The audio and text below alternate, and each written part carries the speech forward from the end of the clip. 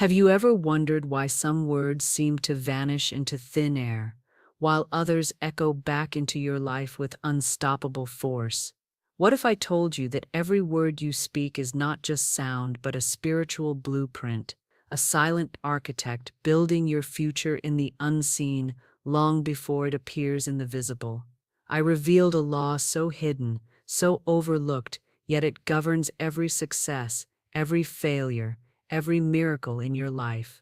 It's not in what you wish for, it's not in what you think, it's in what you speak. You see, words are not mere expressions, they are commands to the invisible forces shaping your destiny. The moment you declare, "I am wealthy," or "nothing ever works out for me," you're not making casual statements. You are activating a divine law that never misses its mark. But here's the secret most people never discover. It's not about begging, it's not about hoping, it's about knowing which words unlock doors in the spiritual realm and which words quietly slam them shut. Today, I will reveal to you my hidden law, the invisible power of spoken words that has been silently shaping lives for centuries. And once you understand how this law responds, not to emotions, not to struggles, but to the exact rhythm of your speech, you will never speak carelessly again, because the universe is not ignoring you, it's echoing you. So, let's begin. Every word you speak sets a spiritual law in motion. This is not a figure of speech, nor a poetic idea. It is a divine fact. The spoken word is vibration, and vibration is law in action. When you release words into the universe, you are not merely expressing feelings, you are activating forces that shape your visible world. You may whisper a word, you may shout it, or you may speak it in your mind, but the law does not distinguish between loud and soft. It responds to the quality of the word, the belief behind it, and the image it forms in the invisible. Most people are careless with their words, not knowing they are drafting blueprints for their future with every sentence they utter. They say, "I am always unlucky," and that phrase, though spoken lightly, is a command that the law of substitution must fulfill. You have substituted a picture of lack in the invisible, and as surely as the seed brings forth after its kind, that image will return to you clothed in circumstances. The law never forgets a word. It never loses a decree. It is perfect in its memory and perfect in its delivery. Florence Scovel Shinn taught that the invisible is more real than the visible, because it is the birthplace of all conditions. What you see with your eyes is merely the harvest of words spoken weeks, months, even years ago. If you want to change your harvest, you must first change the seed, and the seed is always the word. When you speak affirmations of success, of health, of wealth, you are not merely thinking positively. You are rewriting the patterns in the invisible mold. And once the mold is filled with the vibration of truth, the visible has no choice but to conform. But remember this divine key. The law is impersonal. It does not decide for you. It executes what you decide. If you choose to speak fear, doubt, and limitation, the law will carry it out with the same precision as it would carry out a command of victory, faith, and abundance. It is not the universe's responsibility to discern your desires. It is your responsibility to speak them into form with unwavering authority. You are never a victim of circumstance. You are always the creator of your spoken word. Every time you declare, "I am provided for, I am divinely guided, I am victorious," you are issuing royal decrees to the invisible servants of law. They rush to fulfill your order, even if you do not yet see them moving. The key is to know that the moment you speak, the law begins. There is no delay in divine machinery. Delay only exists in the human mind that doubts its own power. So I ask you now, beloved student of truth, what are you speaking into your life? Are you decreeing victory, or are you speaking defeat without even realizing it? Because the law is waiting, always waiting for your next word. It is in the air around you.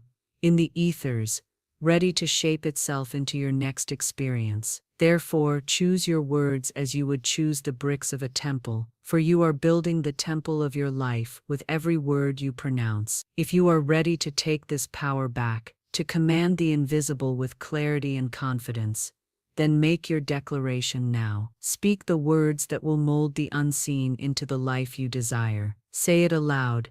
I now speak the word my good appears now. And as you declare, know with certainty that the law has already begun its perfect work.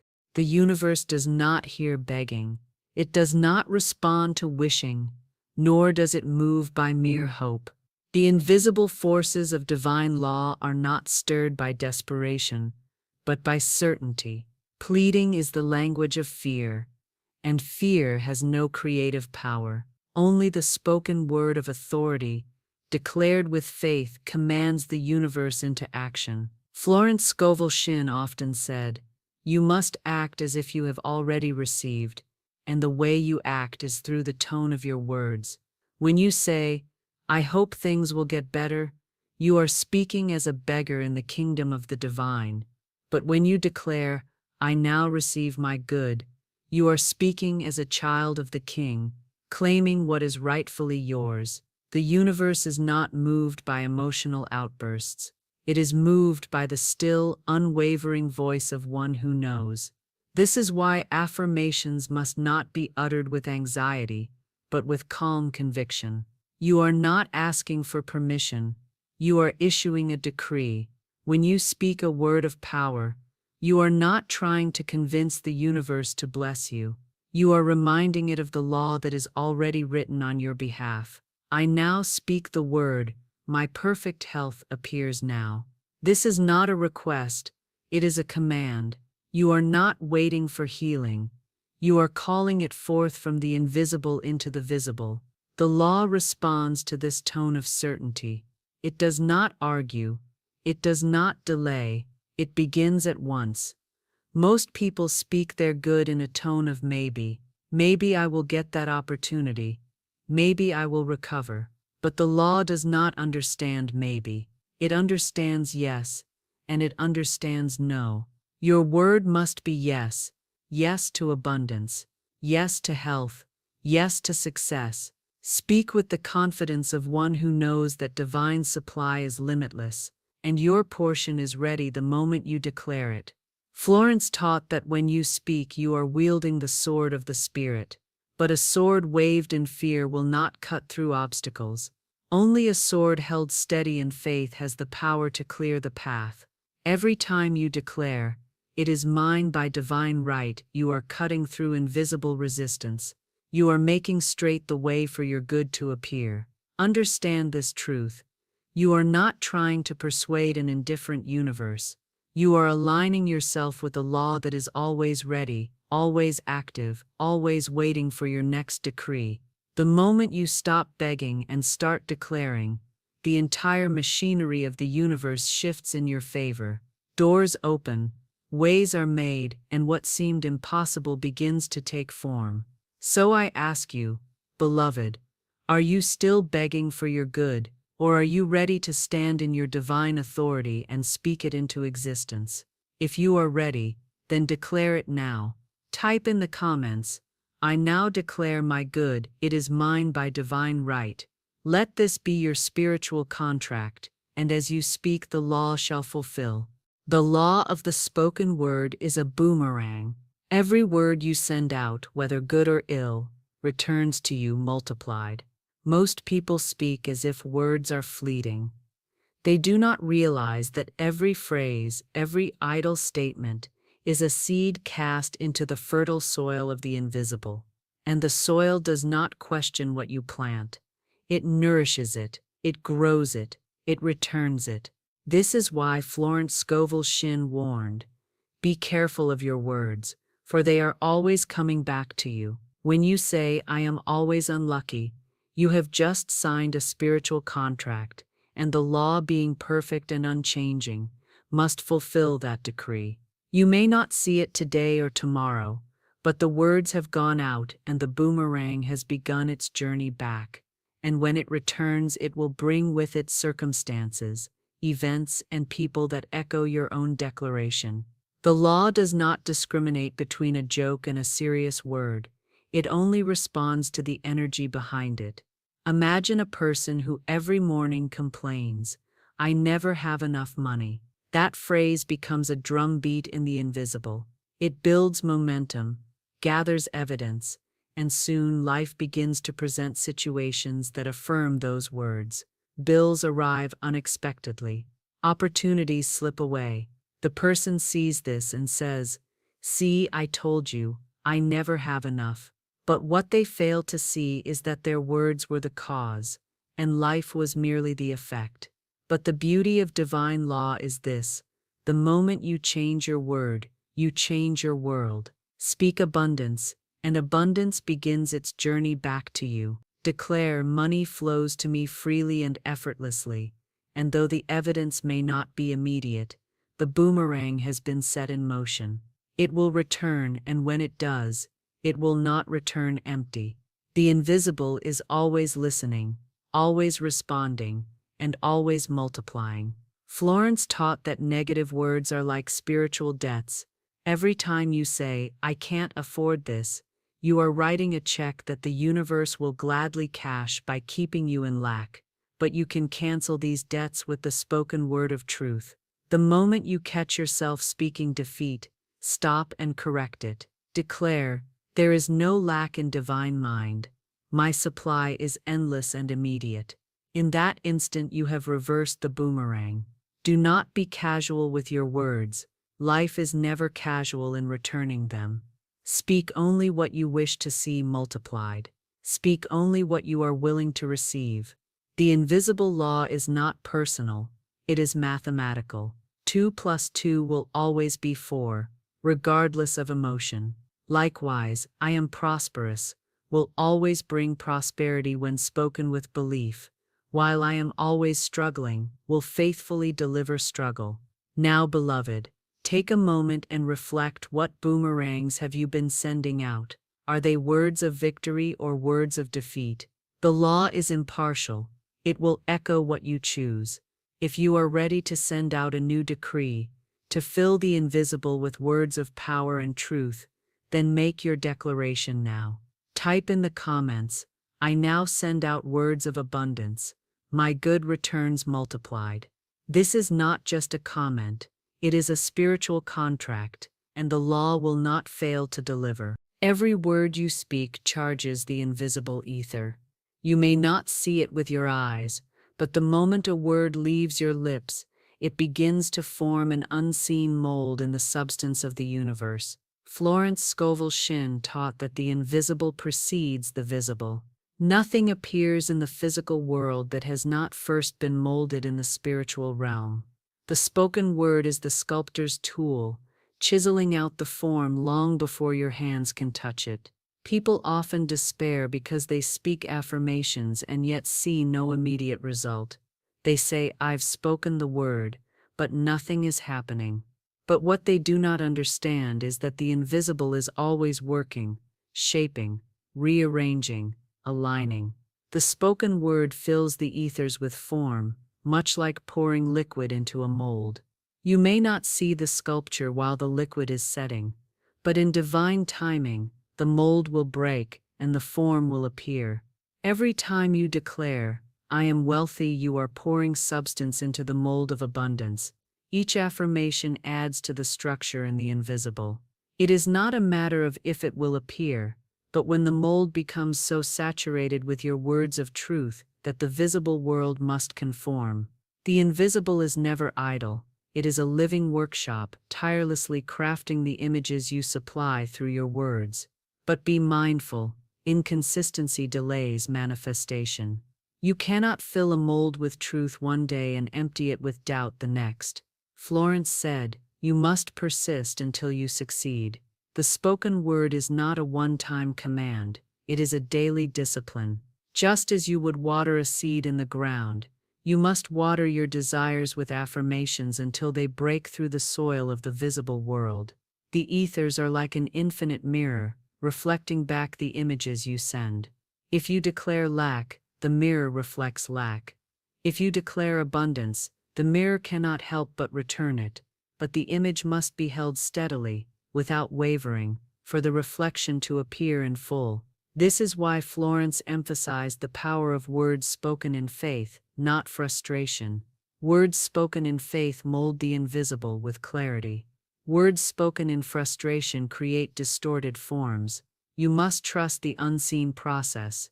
There is no wasted word in divine law. Each declaration builds, layer upon layer, until the invisible mold is complete, and when it is, the visible world must obey. The ethers cannot hold back a completed form. Life will rearrange itself, opportunities will appear, doors will open, circumstances will shift, to bring that invisible mold into visible manifestation. So, beloved student of truth, I ask you, what molds are you filling today? Are you shaping a life of abundance, joy, and freedom? Or are you unknowingly pouring substance into molds of fear and limitation? The choice is yours. The invisible is waiting. Speak now, declare your desire into the ethers. Type in the comments, I now fill the invisible with words of wealth, my good appears in divine timing. Let this be your command, and know that the mold is already taking form. There is a spoken formula that holds the key to miracles. I called it the most powerful decree you can ever pronounce. I now speak the word, it is mine by divine right. These are not just words, they are a spiritual password that opens doors no man can shut. They bypass human reasoning, they override visible facts, and they summon the forces of divine order to arrange your life in perfect harmony. When you speak this formula, you are not asking, you are not wishing, you are commanding from the highest authority, the authority of divine right. What is meant for you cannot be taken from you. What belongs to you by divine right does not require struggle, competition, or compromise. The universe does not operate on human systems of earning and deserving. It operates on the spiritual law of rightful possession. But the key is in speaking the word. You must open your mouth and declare it into the ethers. Silent desires are not enough. The invisible responds to vibration, and the vibration of spoken words is the trigger that activates movement in your favor. I now speak the word, it is mine by divine right. Say it slowly, say it with conviction. Feel the authority behind it. You are not begging, you are claiming. This formula works because it aligns your mind with the rhythm of divine timing. It clears out fear, anxiety, and impatience. It affirms that you do not need to force outcomes, because what is yours is already on its way. By divine right, not by effort. By divine right, not by manipulation. Florence taught that when you are aligned with this truth, even what seems delayed is actually being prepared in your favor. Whenever doubt creeps in, whenever circumstances appear to contradict your desires, this is the formula that steadies the soul. It reminds you that the law is never late, and it never withholds. The delay is only in human perception, not in divine execution. You may not see the immediate evidence, but once you speak this word, forces are set in motion that will not rest until your good appears. This formula also protects you from receiving less than what is best for you. It is mine by divine right, ensures that you do not settle for crumbs when a feast is prepared for you. It eliminates competition because it acknowledges that what is yours cannot go to another, and what belongs to another cannot come to you. There is no need for fear, for the law is precise, perfect, and personal. So, beloved, if you desire something today, whether it is a home, a job, a relationship, or financial freedom, stop struggling in your mind, stop rehearsing fears. Speak the formula and rest in its power. Declare now, I now speak the word, it is mine by divine right. Type it in the comments as a sacred contract, and let this be your unwavering decree. The law has heard you, and it has already begun its perfect work. Silence is agreement. When you fail to speak victory, you silently consent to defeat. The invisible realm is never still. It is always listening, always responding to the vibration you emit. If you do not fill the ethers with your own words of truth, life will fill them for you with echoes of fear, doubt, and limitation.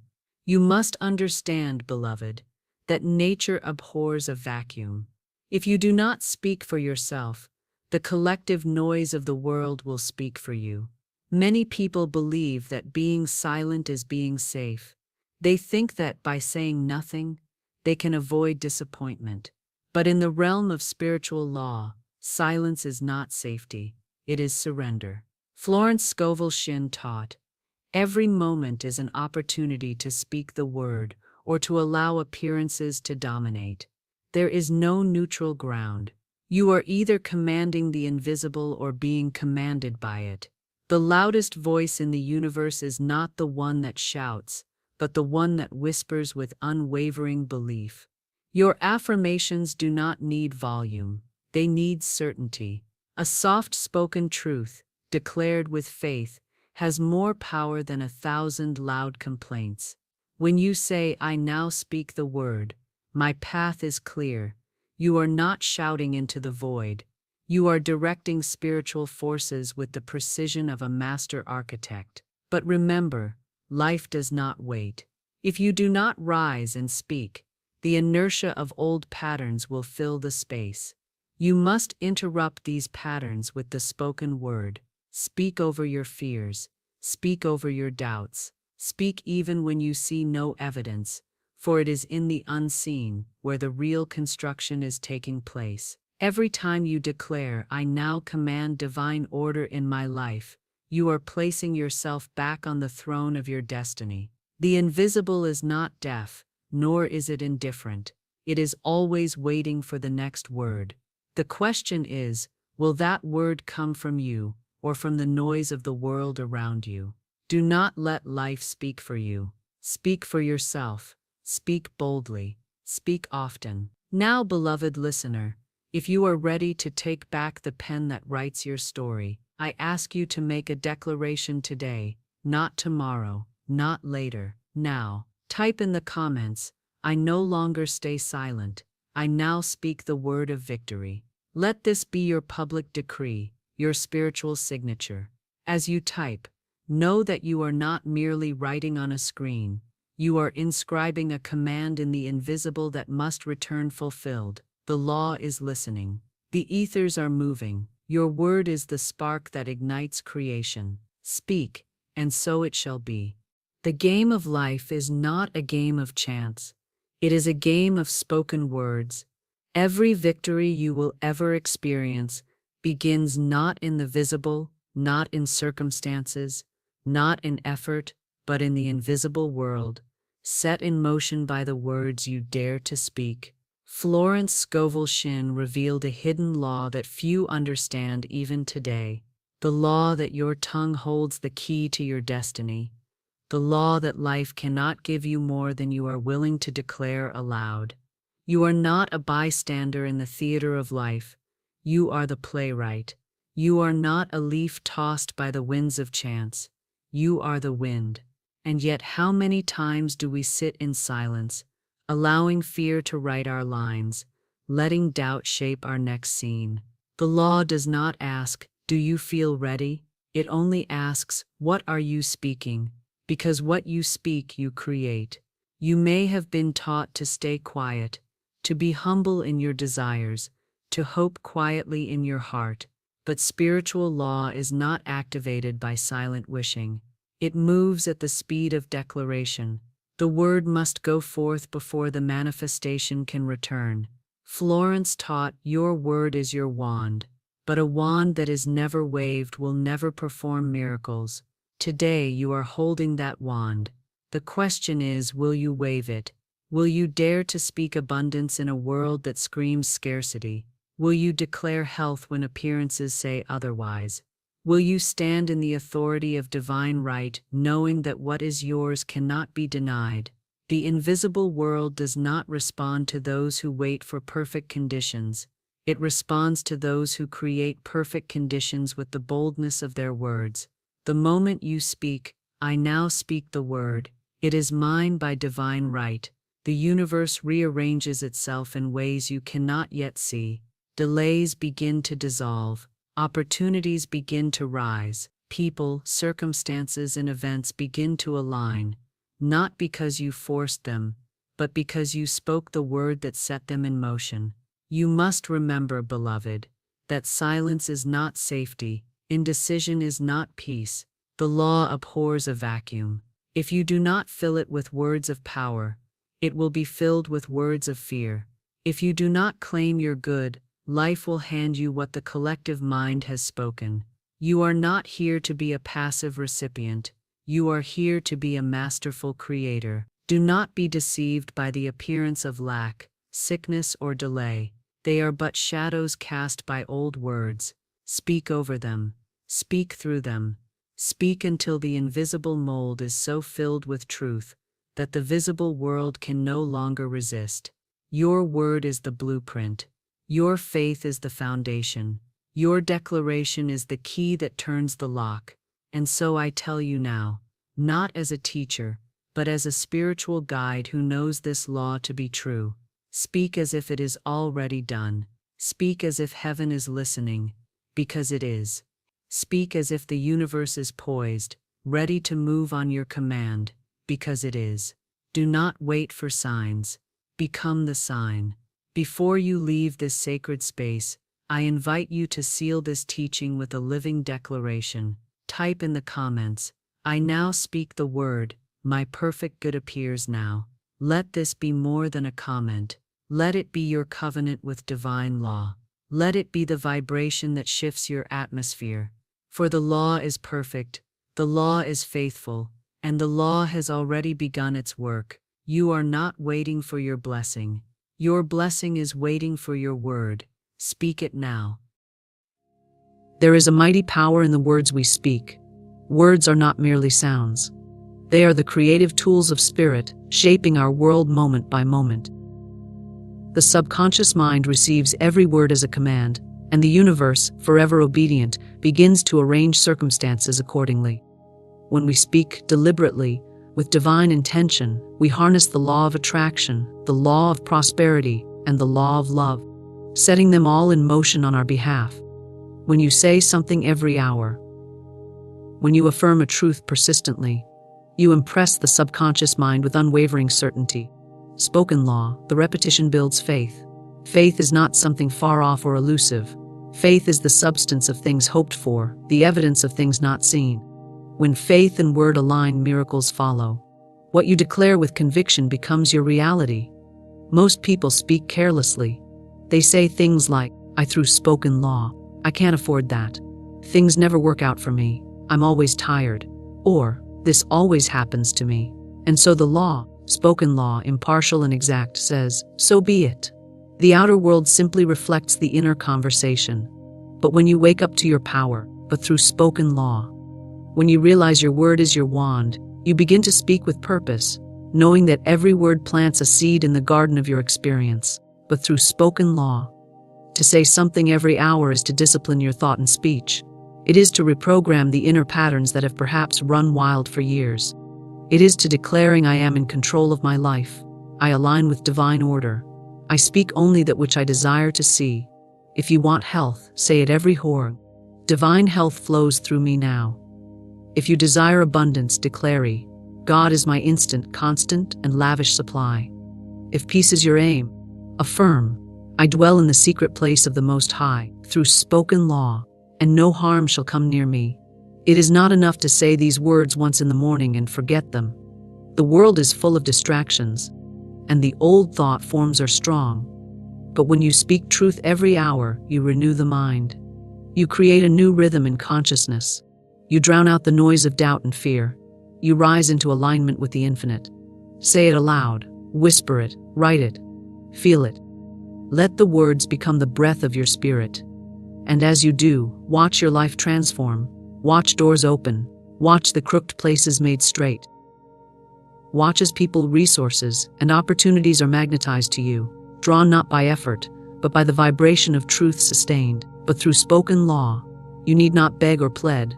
You need only speak, believe, and receive. The infinite intelligence knows your name. It knows what you need before you ask. But it waits for your permission, your word, your vibration of readiness. And when you speak in harmony with divine law, hour after hour, day after day, but through spoken law, you become a living example of heaven on earth. Your word is your creative power. Every syllable you speak carries with it the force of vibration, intention, and spiritual authority. When you speak, but through spoken law, you are not simply passing time or expressing thoughts. You are casting the substance of your world into form. The invisible realm responds not to logic or effort, but to the quality and certainty of your spoken word. But through spoken law, words are the bridge between the inner and outer worlds. They are the mechanism by which ideas move from the abstract into the material. But through spoken law, the ancient law is simple: what you declare becomes law in your life. Your word sets forth energy in motion through spoken law, and that energy obeys the spiritual laws that govern all creation. You may have noticed that things people say repeatedly tend to come to pass through spoken law. This is not coincidence. The subconscious mind, which shapes much of our reality behind the scenes, is highly impressionable. It does not differentiate between jokes, sarcasm, or idle talk. It hears and accepts what is spoken most often, especially when said with emotion, and sets out to manifest accordingly. If someone constantly says, "I never get a break," the subconscious mind takes that as a command and sees to it that opportunities continue to slip away. If a person says, spoken law, "I always attract the right people at the right time," their experience begins to reflect that belief. The spoken word is like a seed, but through spoken law, and each seed contains the germ of the full-grown plant. Just as an acorn already holds the blueprint of the oak tree, your words hold the blueprint of your experience.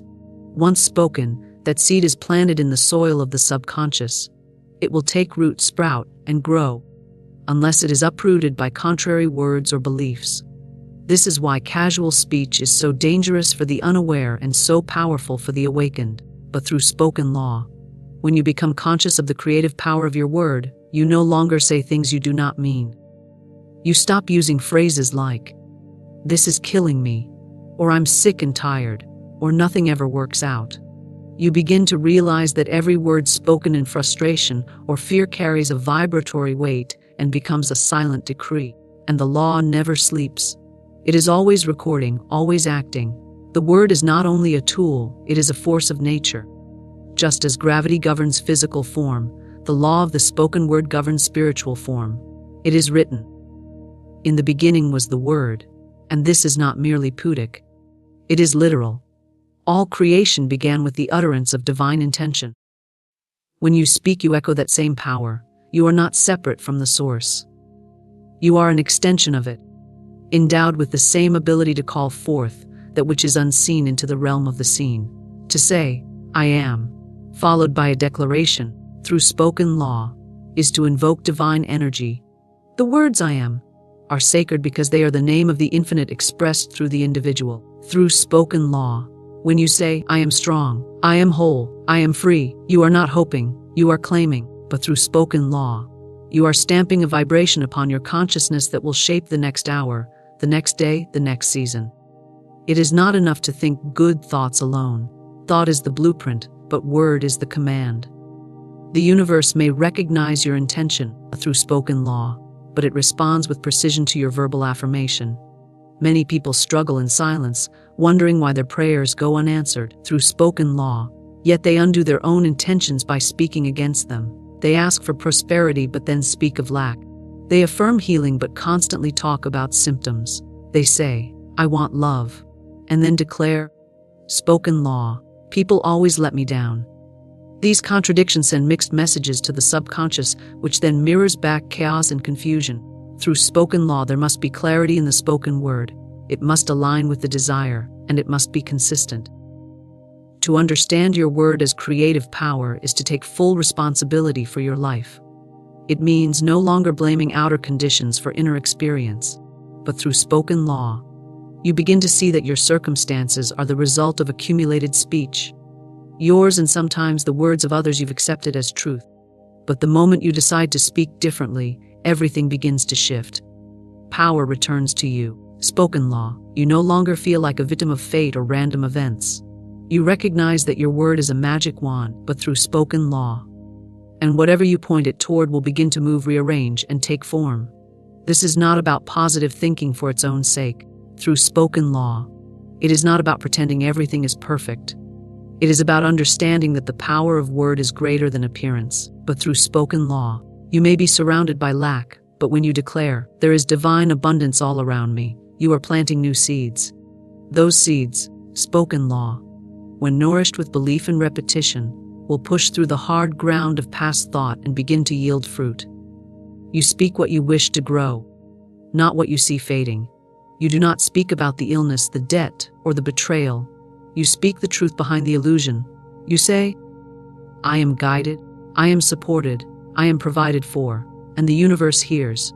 Faith-filled speech overrides fear-based conditions. When you speak with authority and conviction, mountains move. Not because you are powerful in ego, through spoken law, but because you are aligning with divine laws that govern creation. Through spoken law, there is no condition too fixed that it cannot be shifted by the spoken word of truth. There is no habit too ingrained that it cannot be reversed by the consistent declaration of spiritual reality. What you speak, you shape. What you affirm, through spoken law, you form. And so you learn to guard your tongue, not with fear, but with reverence. You watch your words the way a gardener watches for weeds. You do not allow complaints, gossip, or judgment to pass your lips, but through spoken law, because you know these things do not just affect others. They shape your own atmosphere.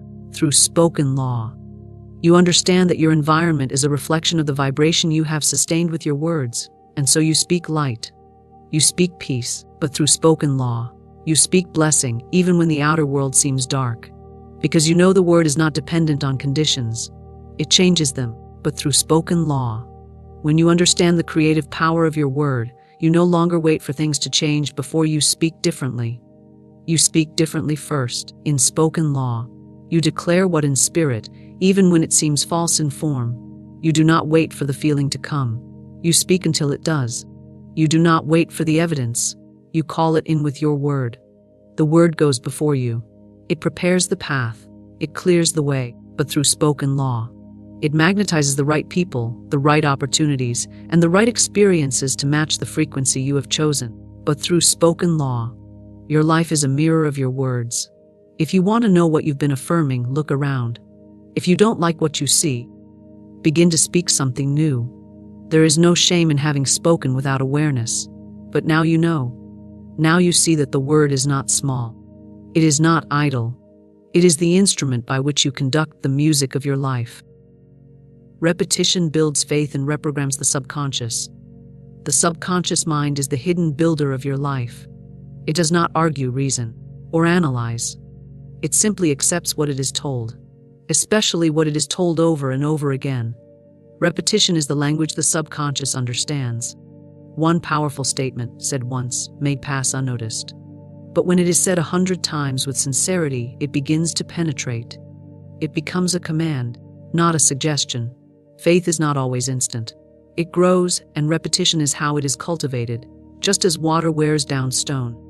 Persistent affirmation breaks through layers of old belief. Many people think faith is an emotion or a gift granted to the few. But faith is truly the result of deep inner conviction, built word by word, thought by thought, hour by hour, but through spoken law. Repetition is the chisel that carves belief into the heart of your being. In the realm of spirit, belief is the currency of manifestation. But through spoken law, what do you believe you experience? But belief is not formed by accident.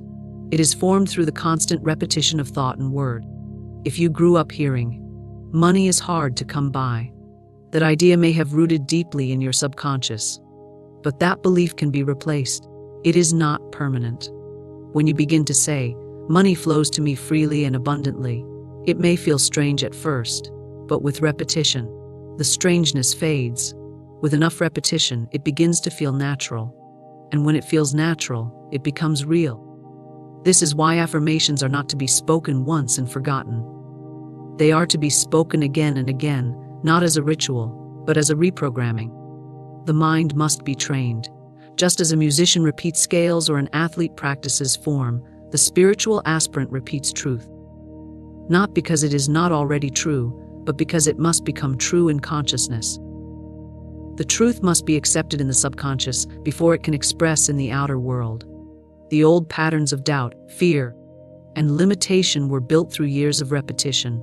Every time you said, through spoken law, "I can't, I'm afraid," or "that's not for me," you deepened the groove. The subconscious took that as law.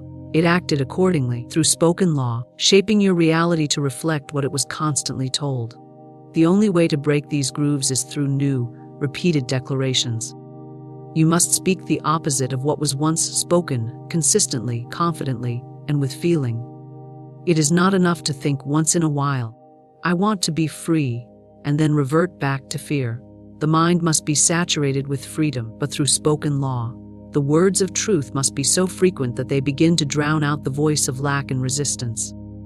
This is why many spiritual teachers advise saying affirmations every hour, every morning, every night. Not because the power lies in the number, but because the frequency builds belief, and belief is what moves the invisible forces. You may not believe the affirmation at first. That is not a problem. Belief is not a requirement to begin. Repetition itself is what brings the belief. The mind hears the phrase again and again and begins to say, "If I hear this so often, it must be true." The subconscious is impressionable. It is like fertile soil. Whatever is planted repeatedly will grow. If you sow the seed of love, it will grow. If you sow fear, it will grow, but through spoken law. You choose the seed by choosing your repeated thought and speech. There is immense spiritual discipline in repeating truth. It requires patience, but through spoken law, persistence and faith in the unseen, the world may look the same at first. Your conditions may not change overnight, but through spoken law. But every word spoken in faith builds a new structure. It clears the weeds of doubt and makes way for new growth. But through spoken law, your outer world shifts in direct proportion to the consistency of your inner repetition. Most people are repeating something all day, but without awareness. They repeat complaints, doubts, criticisms, and fears. They say the same worry over and over, and then they wonder why nothing changes. But through spoken law, what they don't realize is that they are doing affirmations all the time. They're just affirming the wrong things.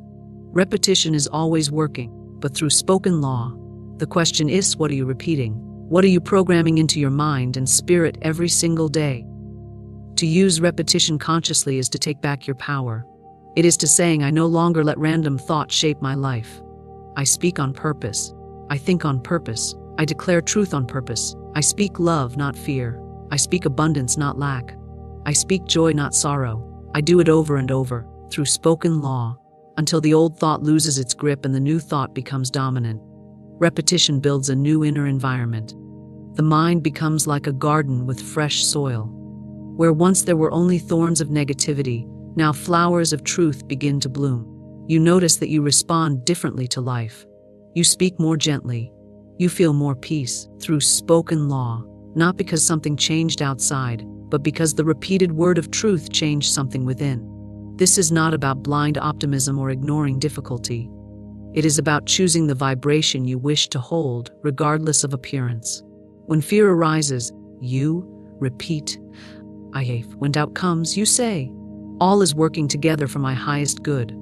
When lack appears, you declare, "There is no limit in divine mind."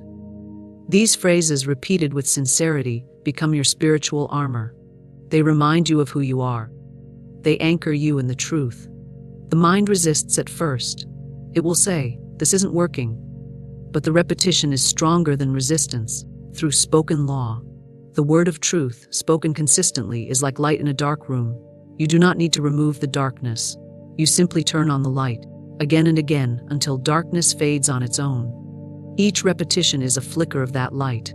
Eventually, the room is filled, but through spoken law. This is why the practice must be daily. The momentum of old thought is strong, but not stronger than your spirit. Repetition allows you to build spiritual momentum. The more you repeat truth, the more natural it feels. The more natural it feels, the more real it becomes. The more real it becomes, the more it shows up in your life. Faith is a muscle, spoken law, and repetition is the exercise that strengthens it. You do not wait to feel strong, you speak strength into being. You do not wait for the proof. You repeat the truth until proof appears. This is the work of spiritual mastery. It is not dramatic or flashy. It is quiet, steady, and powerful. One phrase spoken with intention, repeated daily, has the power to rebuild a life. This is the gift of repetition. It is the path by which the subconscious is purified. It is the practice by which belief is built. It is the way the soul remembers its divine origin, but through spoken law. You do repetition, you do not become someone new. You return to who you really are. You were always whole. You were always worthy. But through spoken law, you were always connected to the infinite. Repetition simply removes what forgot that truth. Speak only what you desire to manifest. But through spoken law, every word carries a seed of creation, and the words you speak today shape the experiences of tomorrow. Most people speak habitually, but through spoken law, not realizing that their speech is a form of command, a direction given to the creative forces of the universe. Words are never idle, but through spoken law, they are instruments of power, living vibrations that imprint themselves upon the subconscious mind and ripple out into the unseen to bring back form. Through spoken law, to speak only what you desire is to live consciously. It is to take full authority over the creative process of your life. When you speak of peace, peace begins to grow. When you speak of abundance, the channels for prosperity begin to open. When you speak of love, but through spoken law, harmony begins to flow into your relationships. But the opposite is also true. When you speak of fear, lack, struggle, and sickness, even in passing, you give life to those conditions. The law is exact and impartial. It does not judge whether your words are spoken in jest, sarcasm, frustration, or carelessness. It only knows to obey. But through spoken law, every word is a mold into which the universal substance flows. Think of your word as the blueprint and the universe as the builder. Through spoken law, if the blueprint is chaotic, filled with statements of limitation and defeat, the resulting structure will reflect that, but through spoken law. But if the blueprint is intentional, if it speaks clearly of joy, freedom, vitality, and wealth, then the outer experience will take that form. But through spoken law, it may not happen overnight, but it must happen according to law. The word is law when spoken with authority. You do not have to speak loudly or forcefully. The power is not in volume. It is in vibration. A quiet word spoken with belief has more creative energy than a loud word filled with doubt. What matters is the clarity and consistency of your speech. But through spoken law, if you truly want something, speak as though it is already yours. Say, I am healthy, even if symptoms are present. Say, I am divinely provided for, even if the bank account looks empty. Say, everything is working out for me, even if the path is unclear. But through spoken law, these are not lies. They are spiritual truths spoken into the realm of form. The world teaches people to speak what they see. But the spiritual laws respond when you speak what you want to see.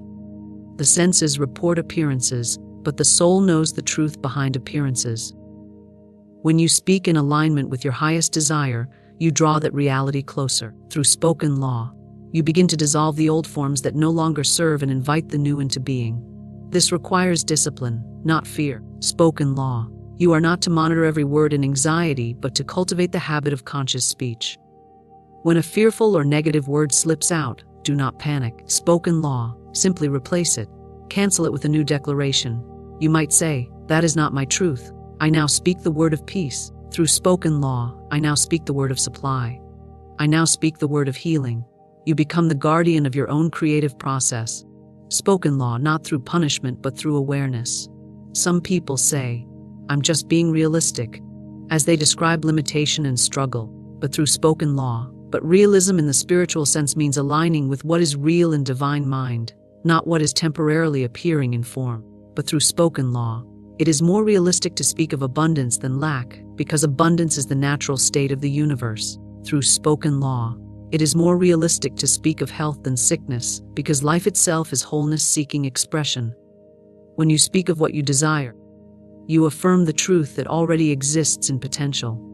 Words are like seeds, and each word spoken is planted in the soil of the subconscious. The subconscious does not argue. It does not say, but through spoken law, this is good, or this is bad. It simply accepts what is impressed upon it and works night and day to bring it into form.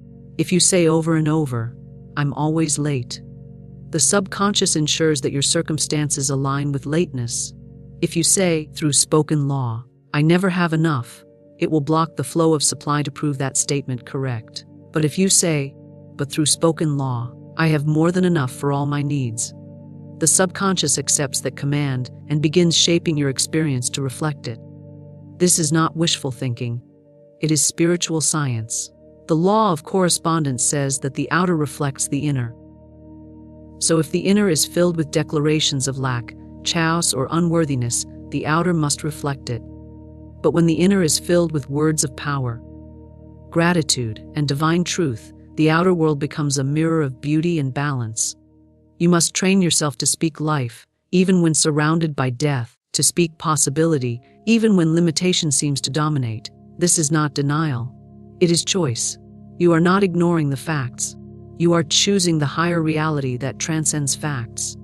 Facts change. Truth does not. The truth is that you are one with infinite intelligence, and this intelligence responds to the word you speak.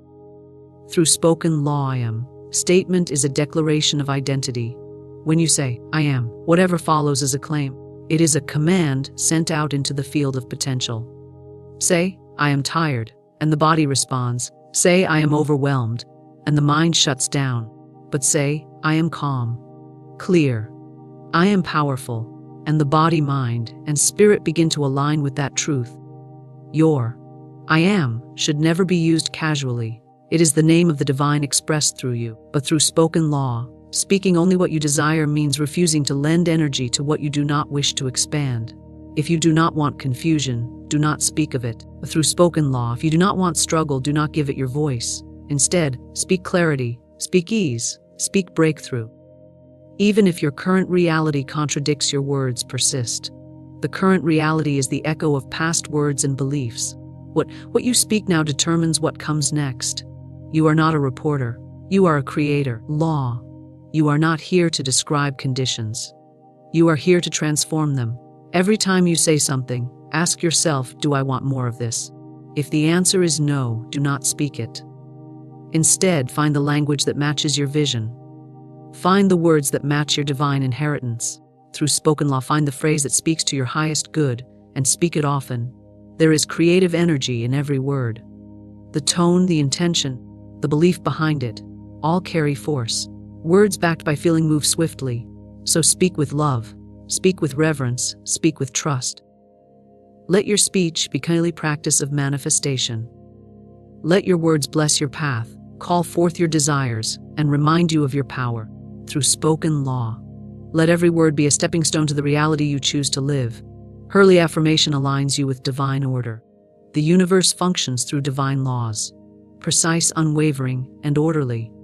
Everything in creation moves with them: the tides, the seasons, the heartbeat, the breath. There is timing and harmony embedded in every aspect of life. When you speak truth every hour, through spoken law, you are choosing to move in sync with this divine rhythm. You are not interrupting the flow, you are entering it. To affirm something once is to plant a seed. To affirm something hourly is to water it, to give it sunlight. But through spoken law, to keep it alive in consciousness until it becomes reality. Early repetition keeps your awareness on the truth, not the appearance. Through spoken law, it turns your focus away from chaos and toward divine order. This is not about controlling time or micromanaging thought. It is about attuning yourself to the spiritual pattern that is always available but often ignored. Life can be noisy. It can pull attention in 100 directions. Worry, distraction, duty, fear. The mind is quick to wander.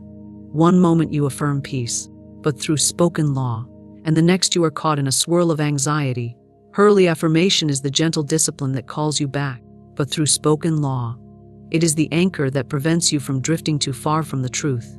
Every hour, you return to center. Every hour, you remind yourself of who you are, but through spoken law and what you are creating. The subconscious mind receives your words as instruction. It does not rest.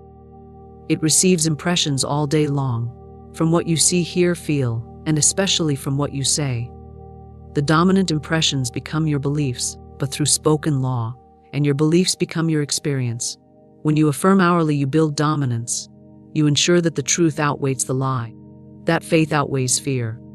That divine order, rather than disorder, becomes the foundation of your consciousness. To affirm hourly is not superstition, but through spoken law. It is spiritual alignment. Just as a musician tunes an instrument before it can play in harmony, you must tune your inner instrument.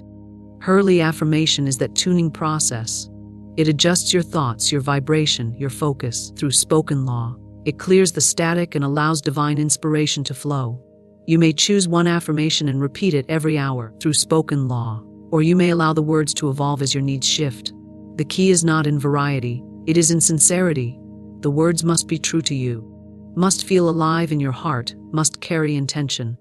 A rote phrase, spoken without awareness, has little effect. But a word of power, spoken from the soul, transforms everything it touches.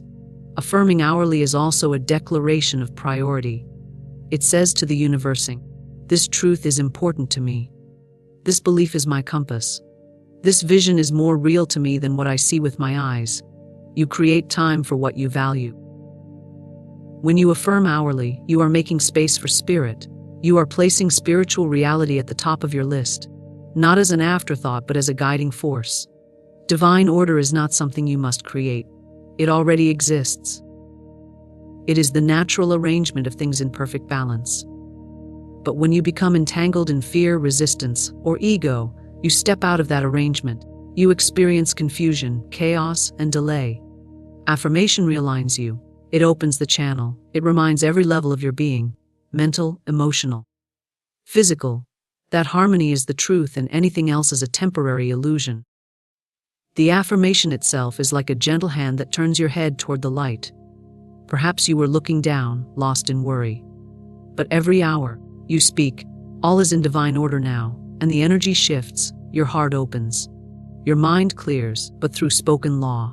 You are not forcing the outer to change. You are changing your perspective, and in doing so, you change your vibration. And when vibration changes, results change. You might say, "But what about emergencies? What about real problems?" And the answer is the same.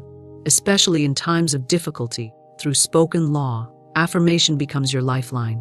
Divine order is not the denial of difficulty. It is the truth that beneath the surface, but through spoken law, everything is being worked out for your highest good. When you affirm divine order, you declare that even this, even now, has purpose. Through spoken law, you shift from panic to trust, from resistance to flow. Hourly affirmation also disrupts the momentum of negative thinking. Most destructive thoughts are not one-time events. They are patterns. A person who feels anxious may replay the same fearful story every 20 minutes. A person who feels stuck may repeat the same statement of defeat several times a day. These inner loops gain energy through repetition, through spoken law, but hourly affirmation breaks that loop. It introduces a higher thought into the cycle. It cuts through the noise. It replaces the mental habit with a spiritual one. This is why timing matters. Affirm once in the morning and forget it, and the world may pull you back into its drama. But affirm every hour, and you create a new rhythm. But through spoken law, you imprint the truth again and again until it becomes the dominant vibration in your field. Your thoughts begin to follow your words through spoken law. Your feelings begin to reflect your beliefs, and your circumstances begin to reflect your alignment. There is no requirement to speak long affirmations. Even one word, said with full attention, has great power. You may say peace, order, grace, or flow. You may whisper it under your breath, write it in a journal, spoken law, or simply think it with intention. Each time you do, you bring the mind into agreement with the soul. You step out of reaction and into creation. Consistency is key. There may be days when you forget or resist. The old self may argue. The voice of fear may return, but through spoken law. But each hour gives you another chance. Each hour is a reset. The past is wiped clean. You begin again. You declare what you know to be true. Not because the world has shown it to you, but because the soul remembers it. Hourly affirmation becomes not just a habit, but a way of being. But through spoken law, it becomes the heartbeat of your spiritual practice. You are not affirming to get something. You are affirming to be something. You are affirming to remain in alignment with the divine idea that already exists in the mind of God. And as you stay aligned, the outer reflects that alignment. People change, circumstances shift, doors open. What once felt distant becomes near. What once felt tangled becomes clear. You may set a timer or use natural breaks in your day to return to your affirmation. Each hour becomes sacred through spoken law. Each hour becomes a meeting with the self. You are not waiting for life to give you permission. You are giving life instruction, but through spoken law, you are becoming the cause, not the effect. You are speaking truth into the structure of time, and time responds. Divine order flows when your inner world is orderly. Affirmation is the way you sweep the mind clean. It is how you organize thought, emotion, and belief so that they serve your highest good. When the inner is aligned, the outer must follow. Hourly repetition builds spiritual muscle. Through spoken law, it creates momentum. It lifts you when your mood otherwise sink. It holds you steady when the storm rages. It becomes your rhythm, your song, your anchor in the truth of who you are. The universe responds to conviction, not effort. In the spiritual realm, what moves mountains is not struggle, but certainty. Not force, but faith. Through spoken law, it is not how hard you push, but how completely you believe. You may try endlessly, work tirelessly, chase goal after goal, but through spoken law. But if the inner conviction is not there, if you do not truly know the outcome is already yours, then all that effort is like shouting into the wind.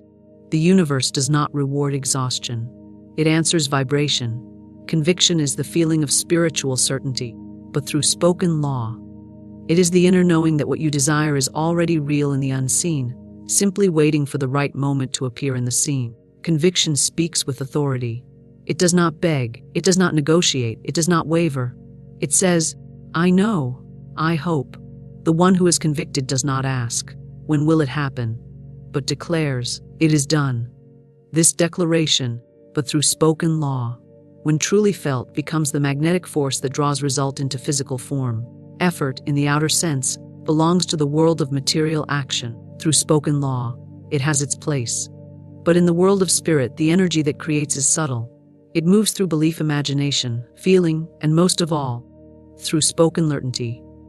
When you speak your word with deep conviction, you are aligning with the creative principle itself.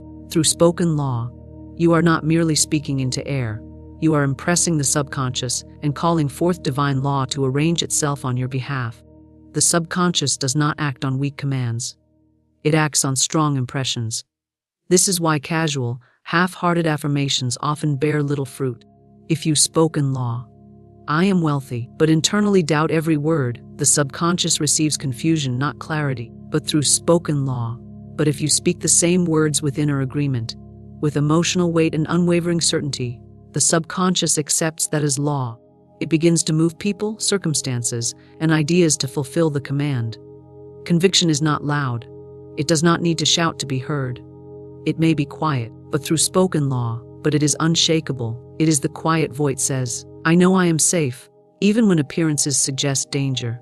It is the silent thought, spoken law, I am provided for, even when evidence points to lack. That deep inner yes is what the universe responds to, through spoken law. The frequency of certainty cuts fear like light through darkness. Those who walk in spiritual mastery are not always those who work the hardest. They are often the ones who believe the deepest. They speak less but with more power. They act when moved by intuition, not pressure. They move with grace, not rush, because they know the true power is in alignment, not hustle, but through spoken law. They understand that the real work is internal, to build conviction so complete that the outer world has no choice but to reflect it. Conviction is a decision. It is not based on evidence, it creates evidence. When you die, something is true for you. Truly decide. The energy of that decision sets unseen forces into motion. This is why some people seem to attract success effortlessly. It is not that they are lucky or privileged in some mysterious way. It is that, consciously or unconsciously, they have accepted their good as inevitable. They do not question it. They do not fear its loss. And because of that, but through spoken law, the universe matches their belief. It is often said that faith is the substance of things hoped for, the evidence of things not seen, but through spoken law. That substance is built through conviction. When you feel the outcome is certain, even before it arrives, you are living from the end. You are inhabiting the vibration of your desire fulfilled, spoken law, and because the universe responds to vibration, not words alone, it begins to arrange itself accordingly, but through spoken law. Effort without belief is like pushing a door that opens inward. You may work, plan, worry, and strive, but without inner alignment. But through spoken law, you may find that things do not move, or they move slowly and with struggle. But when you combine effort with conviction, through spoken law, when your outer actions are backed by inner knowing, everything accelerates. The right people appear. The doors swing open. The timing aligns with ease. Conviction also creates calm. The one who believes does not rush. They do not panic or chase. They act when guided, rest when needed, through spoken law, and trust that all is unfolding as it should. This inner calm is not passivity. It is power under control. It is the quiet strength that knows, what I have spoken must be fulfilled. The law cannot fail. The seed I have planted must grow. There is a spiritual energy that comes with conviction. Through spoken law, it radiates. People feel it. Opportunities are drawn to it. Conviction speaks not only through words but through posture, tone, and presence, but through spoken law. When you believe in your own value and your own destiny, you move differently. You speak with clarity. You walk with confidence. But through spoken law, you do not shrink in the face of opposition, because your inner yes is louder than any external no. To cultivate conviction, spoken law, you must first listen to your inner dialogue. Do your words match your desires? Do your thoughts support your vision? Or do you speak one thing and believe another? Every time you affirm your good, do so with feeling. Do so as if it is already true, but through spoken law, allow the emotion of completion to rise within you. Feel the relief, the joy, the gratitude of the thing already done. The subconscious responds to feeling more than repetition. Repetition builds the path, but emotion gives it speed. This is why visualization, affirmation, and inner dialogue must all work together. See it, speak it, feel it. Let the energy of your desire fulfilled become your dominant frequency. That is conviction. Not wishful thinking, but spiritual embodiment. You are not hoping. It is already yours. You are not striving. You are claiming. You are not waiting. You are preparing. Because in the unseen, it already exists. Conviction is also a practice. It is not built in a moment, but over time. You reinforce it with every affirmation, every visualization, every decision to trust rather than fear. When doubt arises, and it will, you simply return to the truth. You align. You say again with clarity, I know this is mine. And over time, doubt weakens. Certainty grows. This is the inner work. This is the true labor, not in pushing, striving, but through spoken law, or convincing others, but in convincing yourself. When your own heart and mind are unified, when there is no inner war, the outer must come into harmony. That is the law. That is the mystery. That is the gift of conviction. The universe is a great, unseen bank of infinite supply. It moves not by chance, but by law, an immutable, invisible law that bends and shapes itself according to the words we speak and the thoughts we hold fast in the silence of our hearts. Every man and woman walks daily in a world woven of their own affirmations, for the spoken word is a magic wand that commands substance to form. Money, wealth, and prosperity are never truly outside of us, but rather waiting patiently for the signal, the declaration, the word that calls them forth. You see, words are seeds. When spoken with conviction, they drop into the fertile soil of the unseen, and the universe, which never argues, which never resists, begins to rearrange itself to bring forth the harvest. The law is impersonal. It does not ask whether your word is careless or deliberate. It only knows to obey. This is why so many live in lack, while others live in abundance. The difference lies not in favor or fortune, but in the silent decree made by the tongue and the mind behind it. Money is spirit in visible form. It is energy, and energy responds instantly to the command of consciousness. The universe listens with perfect clarity, and what is spoken 3 times in power becomes etched upon the ether. Many imagine they must labor, struggle, or plead for prosperity. Yet the truth is more radiant and more simple. To the one who understands the law, money comes as a faithful servant, summoned by words of certainty. There are 3 words that open the vault of heaven, 3 words that turn the key in the invisible lock of supply. These words are not complicated. nor are they reserved for a chosen few. They are a universal code, accessible to every soul who dares to speak them in faith. When spoken, they carry with them a vibration so clear, so commanding, that money rushes forth, as though it had been waiting just outside your door all along. Think of it a life where money comes with ease, where the bills are paid before they are due, where opportunities present themselves without strain, where the river of supply flows so steadily that worry becomes a forgotten shadow. This is not a dream, nor a far-off possibility, but a present reality waiting for your word. For the word is power, the word is law, and the law is obedience. The universe cannot withhold. It does not know how to delay. When the correct word is spoken, it hastens to perform, moving people's circumstances, and even the winds of chance into perfect alignment.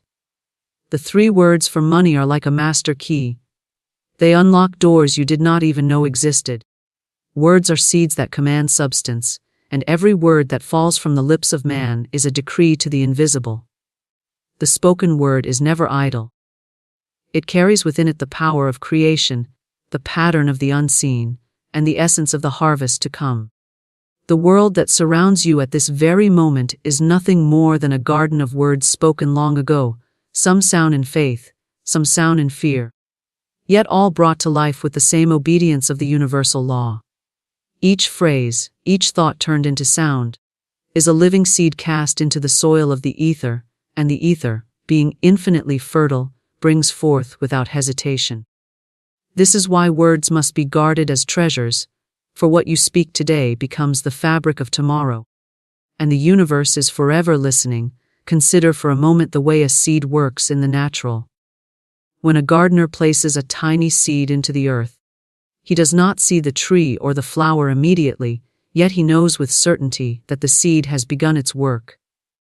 He does not dig it up in doubt, nor does he question the soil. He trusts the process because the law of growth is immutable. So it is with words. When you speak them with intention, they are dropped into the fertile unseen realm, and though no evidence may appear at first, the substance of life is already shifting, already aligning itself to bring forth the harvest of your decree. The careless gardener who plants weeds reaps weeds, and the careful gardener who plants flowers reaps flowers. In the same way, the careless soul who speaks of lack, debt, or failure plants seeds of poverty, while the wise one who speaks of plenty, opportunity, and increase plants seeds of wealth. The universe does not interpret words as casual chatter. It accepts every utterance as command. To say, "I never have enough," is to send forth a seed of scarcity, and that seed cannot help but sprout. To say, "Money comes easily to me," is to plant a seed of abundance, and the soil of the unseen law must respond.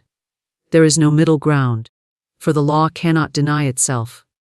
Many wonder why they live in cycles of want, yet their very speech is a constant proclamation of lack. Their words are complaints, doubts, and fears repeated until the harvest becomes a field of limitation. Yet the moment the tongue changes its decree, the harvest must change as well. For words are the blueprint, and the universe has no choice but to obey. The creative force of words lies not in their sound alone, but in the conviction behind them.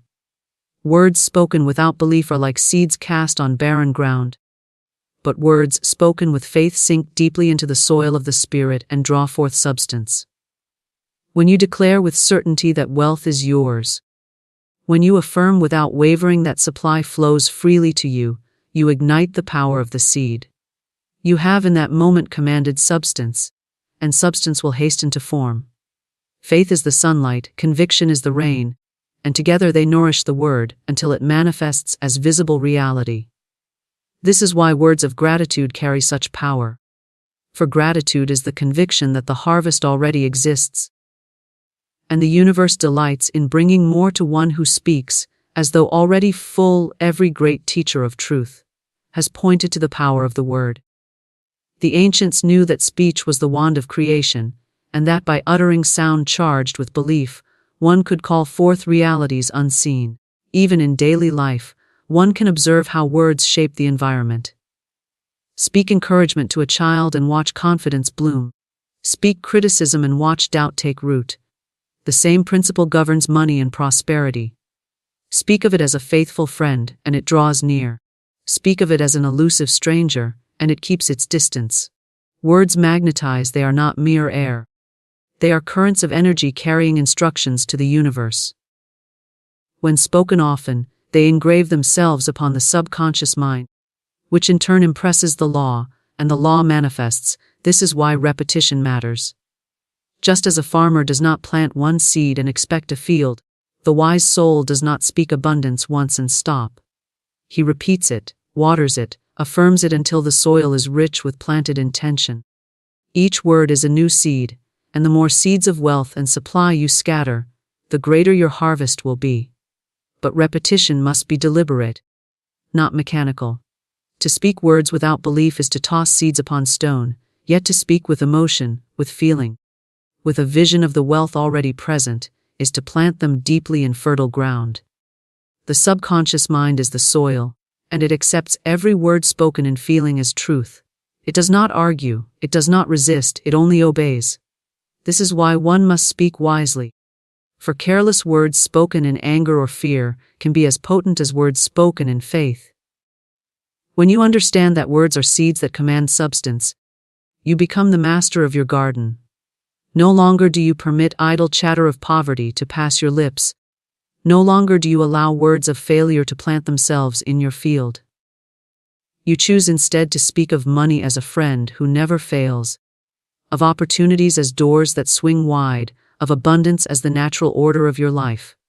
Each time you speak in this way, you are sowing seeds of prosperity, and each seed must bring forth after its kind. The law is unerring. Just as surely as the apple seed brings forth the apple tree, words of wealth must bring forth wealth, and words of lack must bring forth lack.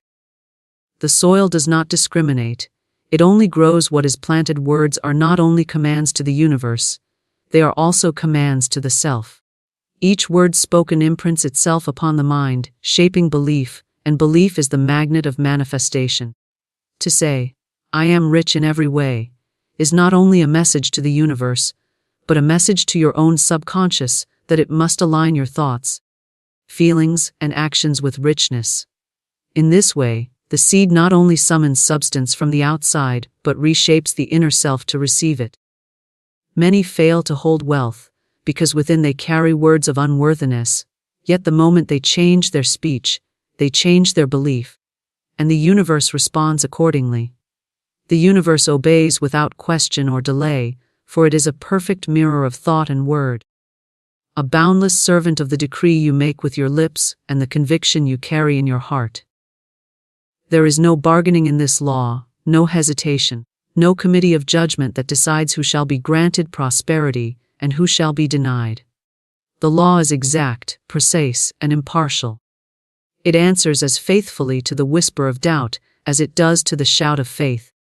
To say that the universe obeys without question is to understand that there is no filter of morality, no preference of circumstance, no waiting for worthiness.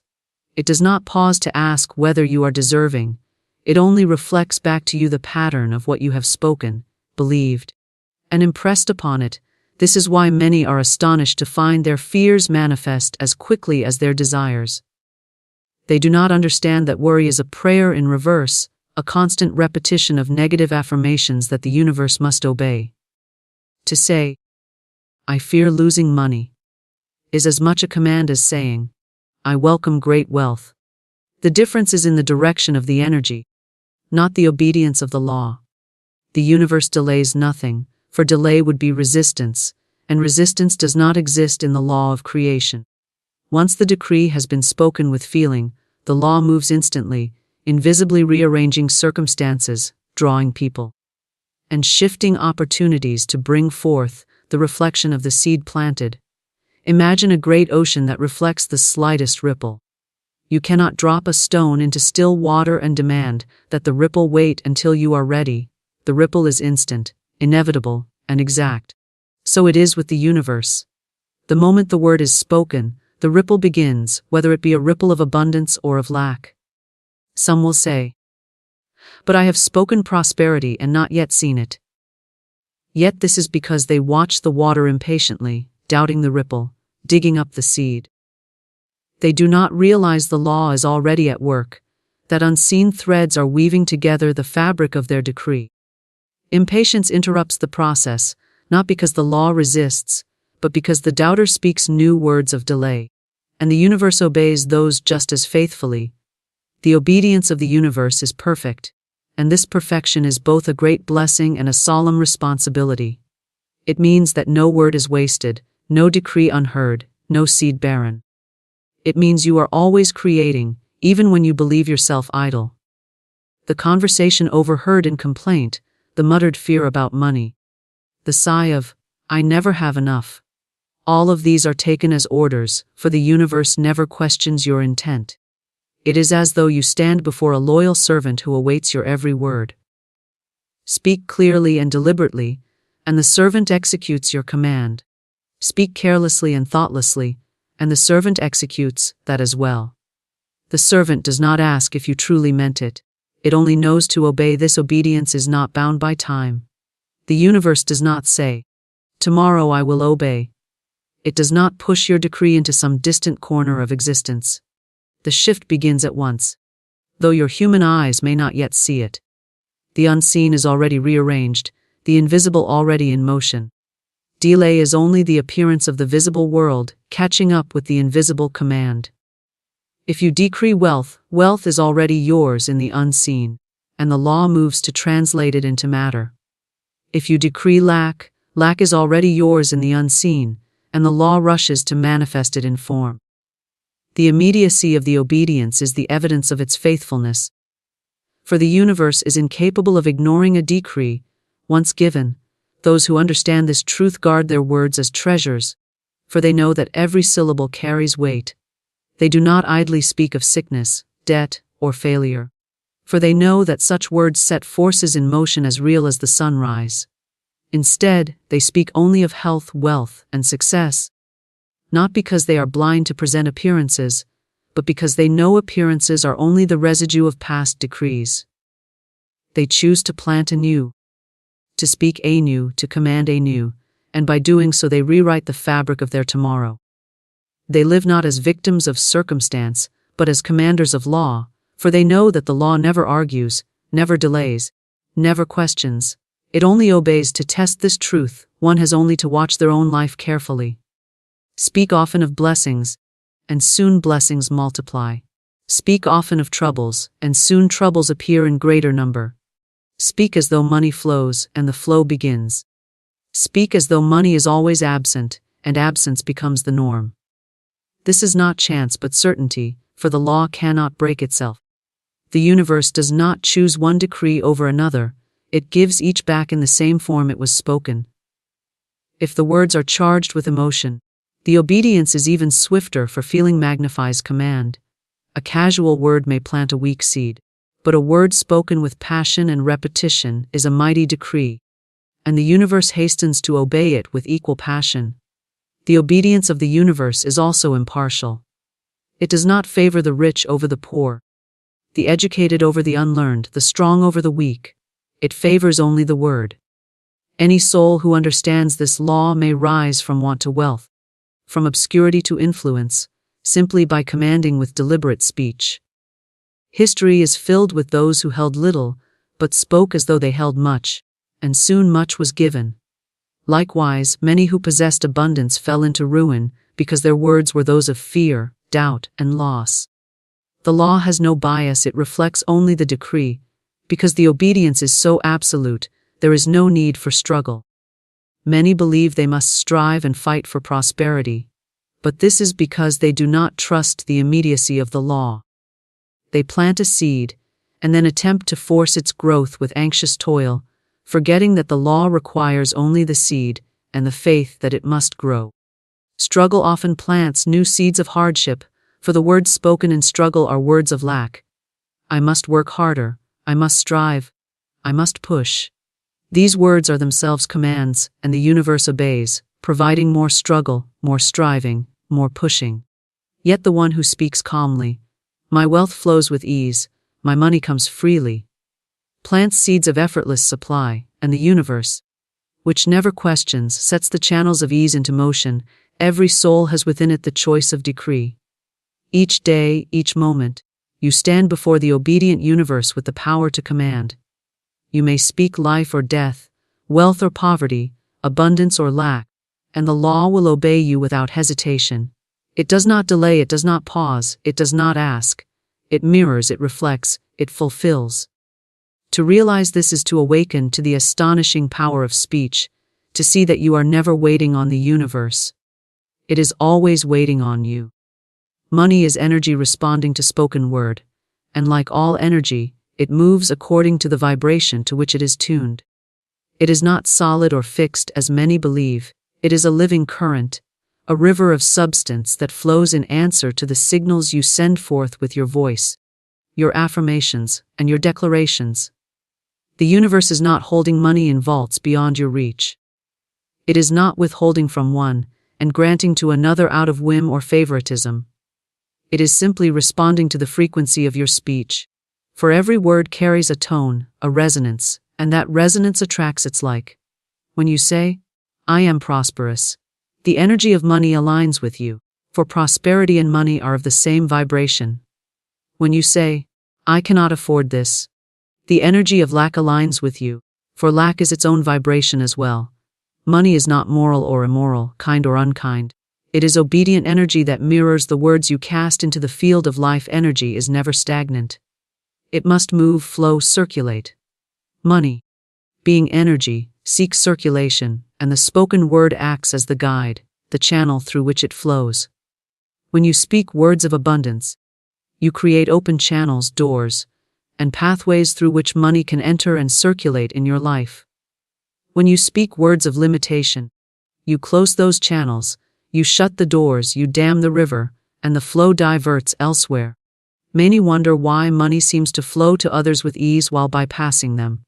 Yet if they examined their speech, they would see words of doubt, fear, and complaint repeated daily. The universe does not make mistakes in distribution, it only follows the paths carved by your spoken decrees. Words of faith create wide highways for money to travel. Words of lack create dead ends where the flow cannot continue. Money as energy is highly sensitive to command, and the spoken word is the clearest command of all.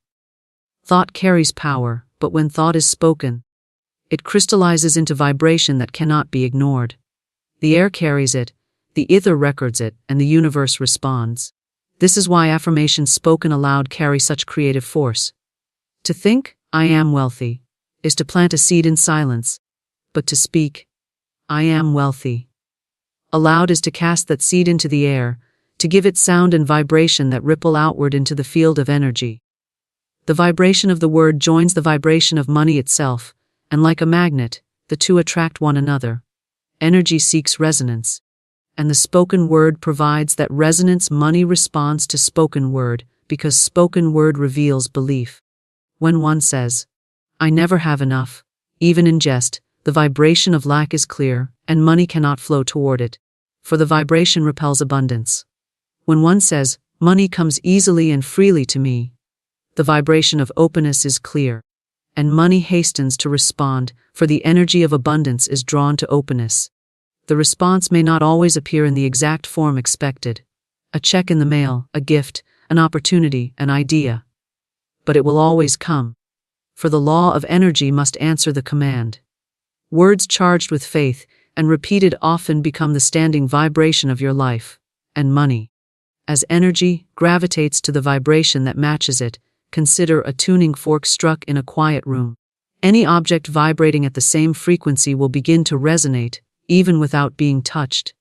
Spoken words are like tuning forks. When you speak of wealth, you strike the frequency of abundance, and money begins to resonate with that call. When you speak of debt, you strike the frequency of lack, and more debt begins to resonate and appear. The universe is a vast chamber of resonance, and your words are the strikes that call forth its echo. Money is simply one of the many echoes, but because it is tied to survival and comfort, its response feels immediate and profound.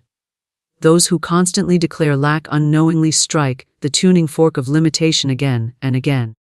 and they are puzzled when the room vibrates only with scarcity. Yet the remedy is simple: strike a new tone, speak new words. And the resonance must change. The energy of money is neutral. It does not love one person and hate another. It is not attracted to toil or repelled by ease. It does not respond to pleading or begging, for begging carries the vibration of lack. It does not respond to resentment, for resentment carries the vibration of resistance. It responds to clarity, certainty, gratitude, and affirmation, for these carry the vibration of flow. When you say with conviction, "I am aligned with wealth," the energy of money hears a clear signal and moves toward it. When you say with doubt, "I hope I will have enough," the energy of money hears an unclear signal and cannot respond with certainty. Energy requires direction, and the spoken word provides it without ambiguity. Money also responds to spoken word because words shape the subconscious mind, and the subconscious mind is the great attractor of energy. The subconscious does not argue with your speech. If you say often enough, "I can never save money," it accepts that as truth and directs energy to fulfill it. If you say often enough, "I am a magnet for wealth," it accepts that as truth and directs energy to fulfill it. Money follows the subconscious command, and the subconscious is commanded by repeated speech. This is why affirmations are so powerful, not because the words themselves hold magic, but because the repetition of them reshapes the subconscious belief, and belief alters the flow of energy. Money is energy responding to belief expressed in word. Energy seeks order. Chaos in speech creates chaos in results. To speak abundance one day and lack the next is to send mixed signals, and the energy of money does not know which command to follow. The result is erratic flow, sudden gains followed by sudden losses, opportunities appearing and then vanishing. But to speak consistently, daily, unshakably of wealth and ease is to provide a stable vibration, and energy aligns with stability. Just as a compass needle settles when undisturbed, money settles into the lives of those who speak with unwavering clarity. Inconsistency breeds uncertainty, and energy cannot obey uncertainty with precision. Consistency breeds certainty, and energy flows to certainty as naturally as water flows downhill, because money is energy responding to spoken word. There is no limit to how much can flow. Energy is infinite, and the universe holds no shortage. Limitation exists only in speech, in the declarations of scarcity repeated by lips that do not realize their power. Those who say, "There is never enough to go around," are commanding limitation, and limitation becomes their portion. Those who say, "There is always more than enough for me," are commanding abundance, and abundance becomes their portion. The universe does not measure the decree and ration energy. It does not say, "This one asked too much, I must withhold." It simply obeys, for energy has no concept of too much or too little. It flows where it is directed, and the word is the director. 3 words act as the master key to supply. For the universe, though infinite, awaits a signal, a phrase, a command that opens its invisible storehouse. Words are keys, and just as a key of the wrong shape will not turn the lock, so too do careless words fail to open the doors of abundance. Yet when the right words are spoken with clarity and conviction, the lock yields instantly, the door swings wide, and the flood of provision pours forth without resistance. These 3 words are not ordinary. They are charged with the vibration of certainty, stamped with the seal of divine law, and they carry within them the command that no force can deny. They are simple to speak, yet their simplicity hides their power, for the mind of man often seeks complication. Forgetting that the universe responds to clarity, when spoken, these words align thought, feeling, and energy into perfect harmony. The scattered desires of the mind are gathered into a single decree, and the law, being exact, rushes to fulfill it. Many speak endlessly of what they want, piling sentence upon sentence, explanation upon explanation, yet their many words scatter energy, diluting their command. The 3 words are precise. They focus power as a magnifying glass focuses light into fire. Energy flows where attention goes, and the 3 words direct attention with laser clarity. The universe does not require long speeches, it requires alignment, and alignment is best expressed in simplicity. The key does not need to be heavy or ornate to open the door, it only needs the right cut. So it is with these 3 words. Think of how a master key works. One key may open many doors, because it is aligned with the central pattern of the lock. These 3 words act the same way. They open the lock of money, but also the lock of health, of opportunity, of relationships, for the law is one. And the vibration that governs one area governs all. Yet when turned toward money, the effect is immediate and unmistakable. They act as a signal to the infinite substance, saying, "Here is the channel, here is the vessel, here is the command." The supply that seemed hidden, delayed or withheld rushes into visibility, because the lock is no longer closed. What appeared as limitation was never a lack of supply, but a lack of the right key. The storehouse has always been full, waiting for the decree that opens it. The 3 words hold power not because of their letters, but because of the belief they awaken in the speaker. They bypass doubt and strike directly at the subconscious mind, and once the subconscious accepts them, the law cannot refuse. They plant themselves like seeds deep in the soil of the spirit, and from them grows a tree of manifestation. Each repetition waters the seed, strengthens the root, and builds the trunk until the fruit of visible money appears in the outer world. Other words may fall upon the surface and be swept away by winds of disbelief, but the 3 words sink deep, rooting themselves where no wind can touch them. They hold within them a vibration so pure, so certain, that the universe must answer without delay. The master key does not beg, it does not plead, it does not hope, it commands. These 3 words carry the energy of command, not of request. The universe is not a reluctant giver that must be persuaded. It is a faithful servant that must be instructed. When you speak these words with authority, the law recognizes them as final, as irrevocable, as absolute. To speak them with hesitation is to hold the key loosely in the lock, never turning it fully. But to speak them with certainty is to turn the key, hear the click, and feel the door swing open. Money flows because the decree has been made, and the law must obey. The words themselves are not new, they have echoed through time, spoken by those who understood the hidden laws of prosperity.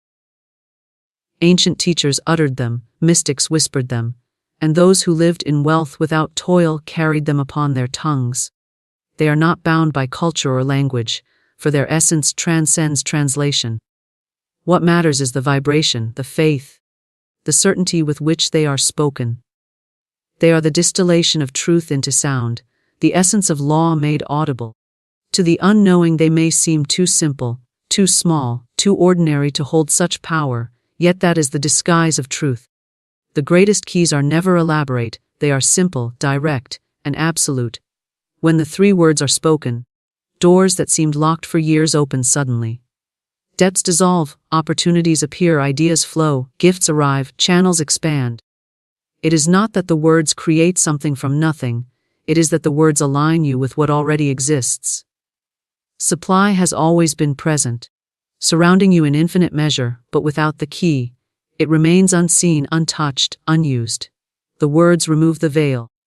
They shift the lens through which you perceive, and as perception changes, reality must change to match it. The energy of money, always abundant, always flowing, recognizes the vibration of the 3 words and rushes to meet it. To speak the 3 words once is to strike the key in the lock. To speak them daily, hourly, is to live with the door open, to keep the channels wide and clear. Repetition is not for the universe, it does not need reminding, but for the speaker, for the subconscious, for the mind that must be trained to live in certainty. Each repetition deepens the groove of belief, and belief is the true magnet of supply. Doubt is a second key that locks the door again, but faith is the hand that holds the master key steady. Speak the words until doubt falls silent, until the subconscious sings them as truth, until every cell of your being vibrates with their certainty. Then money flows as naturally as breath, as faithfully as the rising of the sun. The master key works because the universe is lawful, not because it is partial. It responds to vibration, And the three words are the vibration of abundance in its purest form. Just as a tuning fork will cause another of the same pitch to vibrate, so too do these words strike the pitch of wealth, and money, being energy, resonates with the call. You do not need to chase money when you hold the key. You only need to speak and let the law obey. The chase is the path of those who do not know the key, who rattle at locked doors with frustration. But the one who knows speaks with calm certainty, turns the key, and walks through as though the door were never locked at all. Faithful speech creates faithful wealth.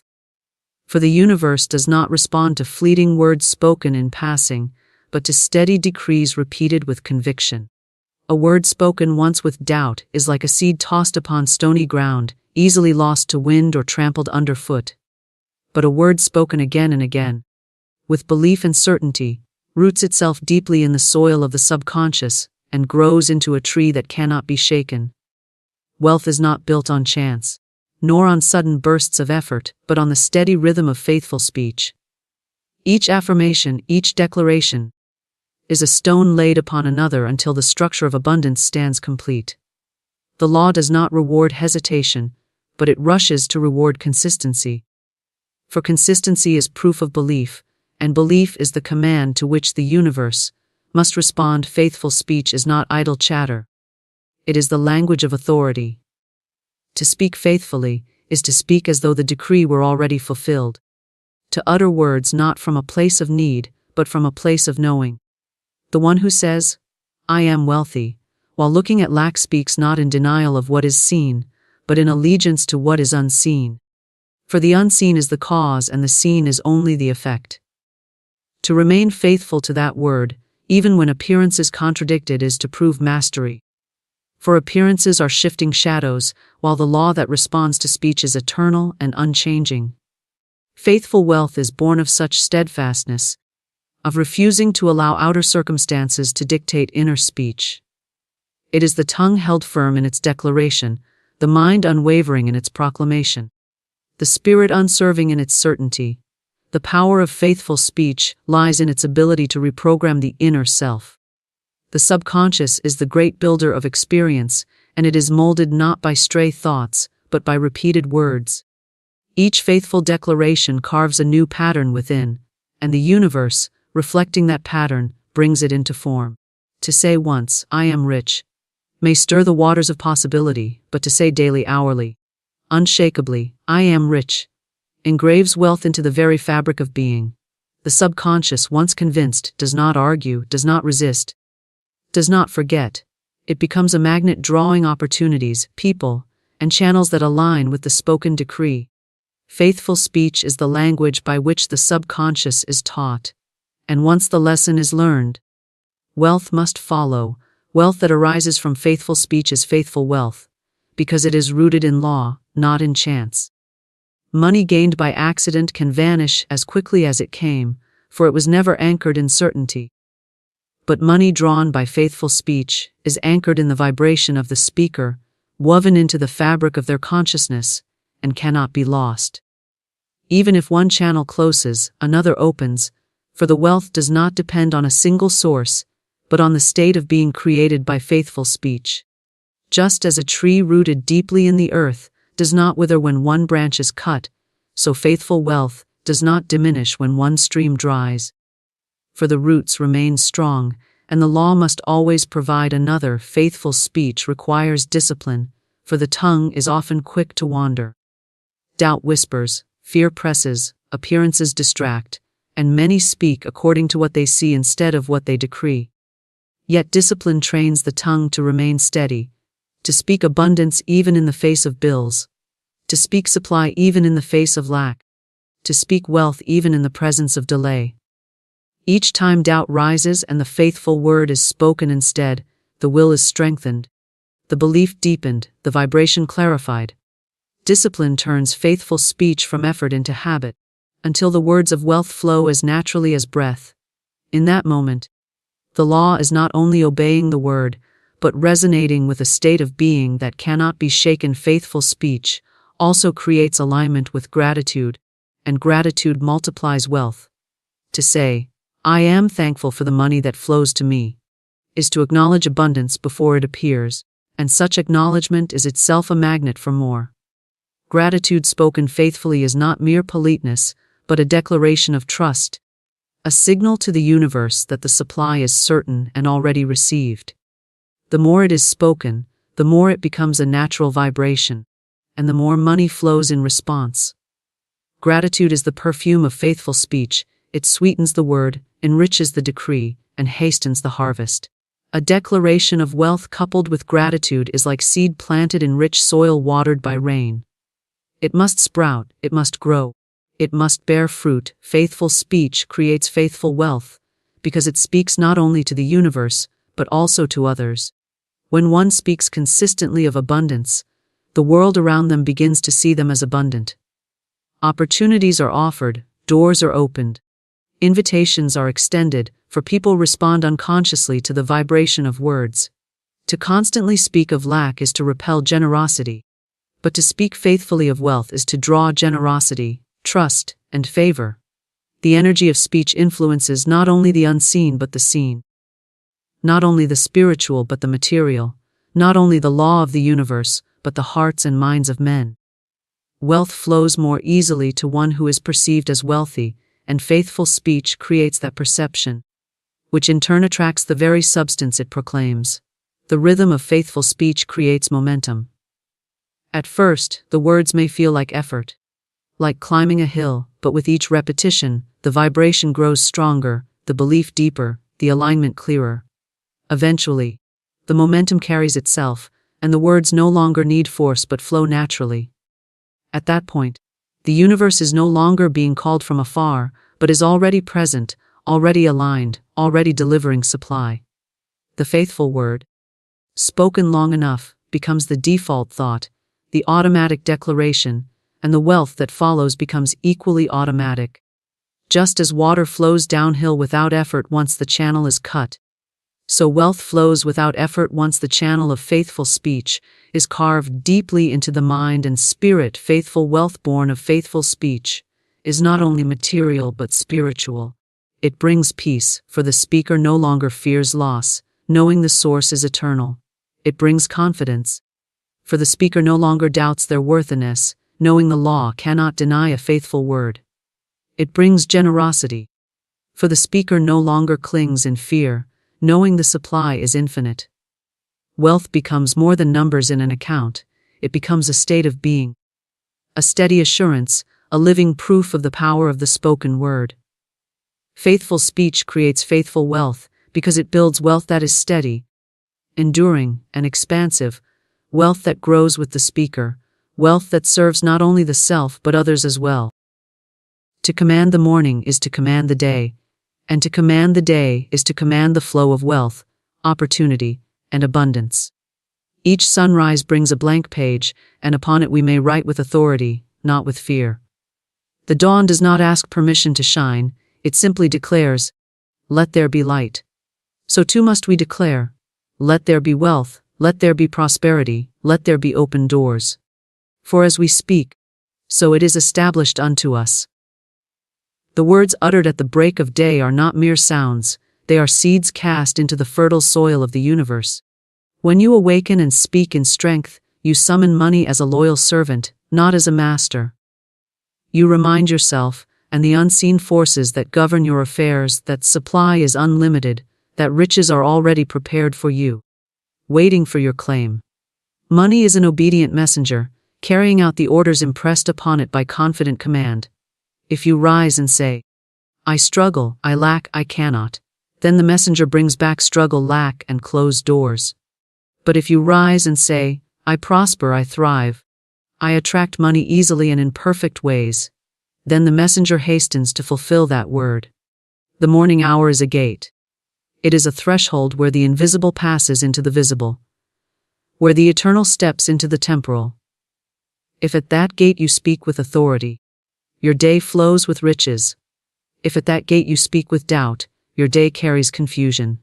The universe takes its cue from your tone, your certainty, your declaration. Therefore, guard your mouth in the morning. Command, decree, and expect. Money is not a stranger, it is an ally. It is energy made visible. To command money is not to beg it, chase it, or fear it, but to claim it as your rightful inheritance. Speak. This morning I align with the law of wealth. I am rich in ideas, rich in strength, rich in substance. Money comes to me in avalanches of abundance, and I use it wisely, freely, joyously. Such words are not vain repetitions, they are spiritual decrees that compel substance to take form. The world is full of stories of those who began their days with command and saw money pour in from unexpected avenues. Opportunities knock where they never knocked before, because the commanding soul has opened the way. Commanding the morning is aligning yourself with divine order, where there is no shortage, no delay, no denial. This is the discipline. To rise with the sun and speak as a creator, not as a victim. To declare, not to doubt. To announce your riches before they appear, knowing that unseen forces obey the sound of your voice. Say to the morning, I welcome prosperity. I welcome money. I welcome every avenue of wealth ordained for me. And as you command, the universe cannot help but obey. To say that your morning words are decrees that shape the flow of money for the day is to recognize the invisible power you carry upon your tongue the moment you awaken. The first thoughts you allow, the first words you speak, and the first images you hold are not fleeting trivialities. They are seeds, charged with energy, planting themselves in the soil of the unseen. Each word is a command, each phrase is a law. The morning is not simply a time of day. It is the opening of a gate, a sacred threshold where you decide what shall pass into your experience. If you speak lack, lack will attend you. If you speak abundance, abundance will hasten to your side. The world has taught many to rise in complaint. They awaken and utter words of fatigue, worry, and burden. They say, another hard day, or, I do not know how I will make ends meet. These are decrees, though they know it not. Their words are creative, whether they use them in ignorance or wisdom. A decree is simply a law declared, and the universe always obeys law. If you decree that money is scarce, you have sealed the law of scarcity into your day. If you decree that wealth flows freely, then you have set in motion the law of supply. The words are the same in form, sounds in the air, but different in essence, for one is born of fear and the other of faith. Money is not a stranger to words. It listens. It moves at the sound of command. Your finances, your business, your opportunities, they all bend to the vibration you send forth at dawn. To speak abundance in the morning is to set money in motion before you even rise from your bed. It is to send messengers into the marketplace to gather prosperity for you. It is to summon favorable encounters, to magnetize profitable ideas, to draw unexpected channels of income. Consider the mind as a great throne, and the mouth as the scepter that enforces its will. In the morning you sit upon that throne. Will you decree poverty, or will you decree prosperity? The scepter of the tongue gives the order, and unseen forces rush to comply. A monarch who forgets his authority leaves his kingdom in disorder. So too the soul who wakes without command allows chaos, chance, and fear to shape the day. But the one who decrees with certainty finds the kingdom of affairs falling into place, money flowing in perfect rhythm, doors opening in exact sequence. The words you choose in the morning must be rich, not poor. They must be expansive, not limiting. When you declare, money comes to me in perfect ways, you are not wishing, you are commanding. When you say, today I prosper, today I increase, today money flows to me easily, you are laying out the blueprint of the day. And the blueprint will be followed, because words are instructions written on the invisible scroll of law. The universe is but a vast builder, waiting on the architect's design. And your morning decree is the design it follows. Many fail because they speak carelessly in the first moments of waking. They let fear rise before they do. They take yesterday's defeats into today's beginning. But the morning is fresh, new, untouched by the past unless you drag the past into it with your words. To say, this will be another hard day, is to chain today to yesterday's struggle. To say, today is a day of wealth, today is a day of open doors, today is a day of increase, is to break the chain and set the day free to bring you money and opportunity. The power is not in long speeches, but in clear decrees. A monarch does not explain or justify his commands, he simply declares, and the command is carried out. So too must your morning words be simple and direct. Money is mine now. I live in abundance. I command wealth to appear in visible form today. These statements are not to persuade, but to enforce. They are not to beg, but to decree. The decree is law, and law must be fulfilled. The flow of money is like a river, and your morning decree is the hand that directs its course. Without command, the river may wander into dry ground. With command, the river rushes straight to you, bringing refreshment, opportunity, and supply. There is no limit to the volume of the river, for the source is infinite. The only limit is the strength of your decree. A weak command builds a small channel, a bold, confident decree builds a mighty channel that carries riches in overflowing measure. You may test this law and see its accuracy. Rise with complaint and observe how money slips from your grasp, how expenses multiply, how opportunities pass by unnoticed. Rise with command and observe how money finds you in unexpected ways, how expenses resolve themselves, how opportunities seek you out. The difference lies not in chance but in decree. The morning word sets the tone, and the tone draws its likeness. Do not wait for visible evidence before you decree. Evidence follows the decree, never precedes it. A builder does not wait to see the house before he draws the blueprint. He draws first, and then the house appears. So too must you decree first, and the evidence of money will follow. If you wait to see before you speak, you reverse the law and bind yourself to delay. Speak first, with faith, and the unseen goes to work at once. Your decree need not be shouted, but it must be firm. It must carry the certainty of one who knows authority. A whisper of truth has more power than a cry of fear. When you say in the morning, "Wealth belongs to me now, money serves me today, abundance is mine," speak as one who expects obedience. The universe is not deaf, but it responds only to conviction. Doubt commands nothing. Certainty commands all.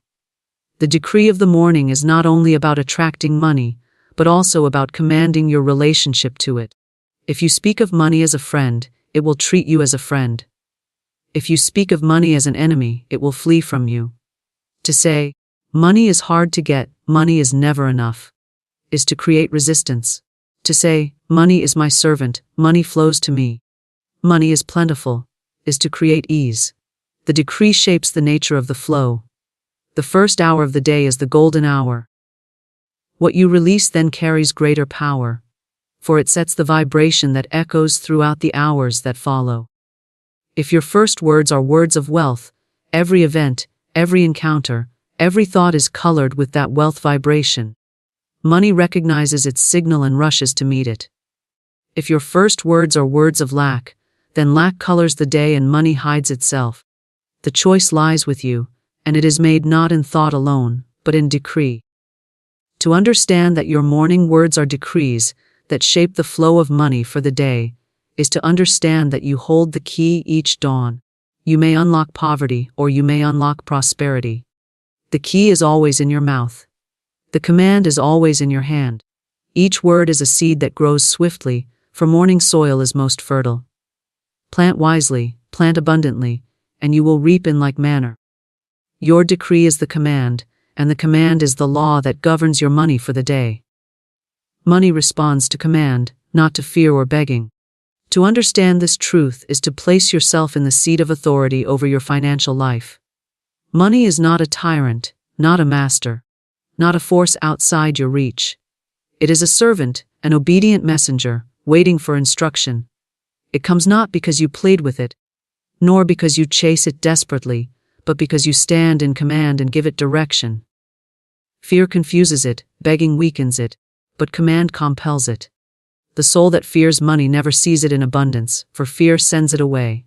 Fear says, "I am not worthy, I am not capable, I am not ready." Fear whispers, "There is not enough, there is lack everywhere. I must hold tightly to the little I have." These whispers form decrees as strong as any spoken words, and money obeys by withdrawing. It cannot stay where it is not trusted. It cannot multiply where it is not welcomed. Fear pushes it back into the unseen, hiding it behind circumstances of delay and disappointment. Begging has no greater effect, for begging acknowledges lack and magnifies it. To beg for money is to affirm that money is separate from you, that it belongs elsewhere and not here. To plead with the universe is to say, I do not believe abundance is mine already. The one who begs waits, hoping for scraps, while the one who commands speaks as heir and owner. Money listens to certainty, not desperation. Just as a servant heeds a firm instruction, but ignores the voice of hesitation. Money moves in answer to command. Command is not arrogance but alignment. It is standing in the truth that money is substance, energy, supply flowing from the infinite, and that infinite belongs to you. To command is to take your rightful place as co-creator, not victim of circumstance. When you say, money, come to me in perfect ways. Money, serve me today. Money, appear where I need you. You are not asking, you are directing. The directive is law, and money, being law-abiding, must fulfill it. Look at nature and see this principle reflected everywhere. The sun does not beg the earth to shine upon it, it simply shines. The river does not plead for water to flow, it flows because that is its nature. Money too flows by nature, and when commanded, it flows toward the one who knows how to speak with authority. Command sets the current, while fear dams it up and begging diverts it away. Many live their lives believing money is hard, money is scarce, money belongs to others more fortunate. These are not facts but decrees spoken in ignorance. If you continually affirm, it is difficult to get money, I must struggle, I never have enough, then money has no choice but to follow that instruction and remain difficult, remain scarce, remain distant. But if you shift the decree to, money is easy, money is plentiful, money is mine in overflowing measure, then money receives its instruction to appear easily, plentifully, and abundantly. To command is also to direct the purpose of money. Without direction, money wanders. It comes in and flows out just as quickly. But with command you say, money, you serve me in prosperity, you serve me in expansion, you serve me in joy. Then money takes shape to fulfill those purposes. A beggar does not direct, he only receives what is given. A commander establishes order, and the servant carries it out. So too must you set order for money, so that it multiplies and remains, serving the life you are destined to live. Fear and begging spring from a belief in separation, a belief that supply exists outside you and must be grasped for. But command springs from oneness. The recognition that abundance is already within you, and money is simply the visible expression of that inner wealth. To command is to call forth what is already yours. To beg is to deny your inheritance. To fear is to lock the door against your own treasure. Consider how a king governs his kingdom. He does not beg his subjects to obey, nor does he fear their response. He gives commands with authority, and the command becomes law. You are the king of your financial kingdom. Money is your subject. If you speak timidly, it wanders. If you speak fearfully, it hides. If you command with certainty, it obeys. The throne is yours, the scepter is in your hand. But many leave the throne empty and wonder why their affairs remain in chaos. Command does not mean forcing money, for money is not forced, it is directed. To say, money must come this exact way, through this exact person, at this exact time, is to restrict the flow. Command leaves the method to infinite wisdom, but the outcome is certain. When you decree, money flows to me now in perfect ways. You do not dictate how. It may come through business, through opportunity, through a gift, through unexpected channels. Your role is to decree the flow, not to limit its channels. Fear, on the other hand, blocks channels. It says, it can only come through my job, and if that fails, I am ruined. Begging narrows the channel even more. Please let someone help me. Please let something happen. Command opens all channels. Money flows to me through all avenues, seen and unseen. Fear looks at one door. Begging knocks on one locked gate. Command flings open every door, every gate, every passage.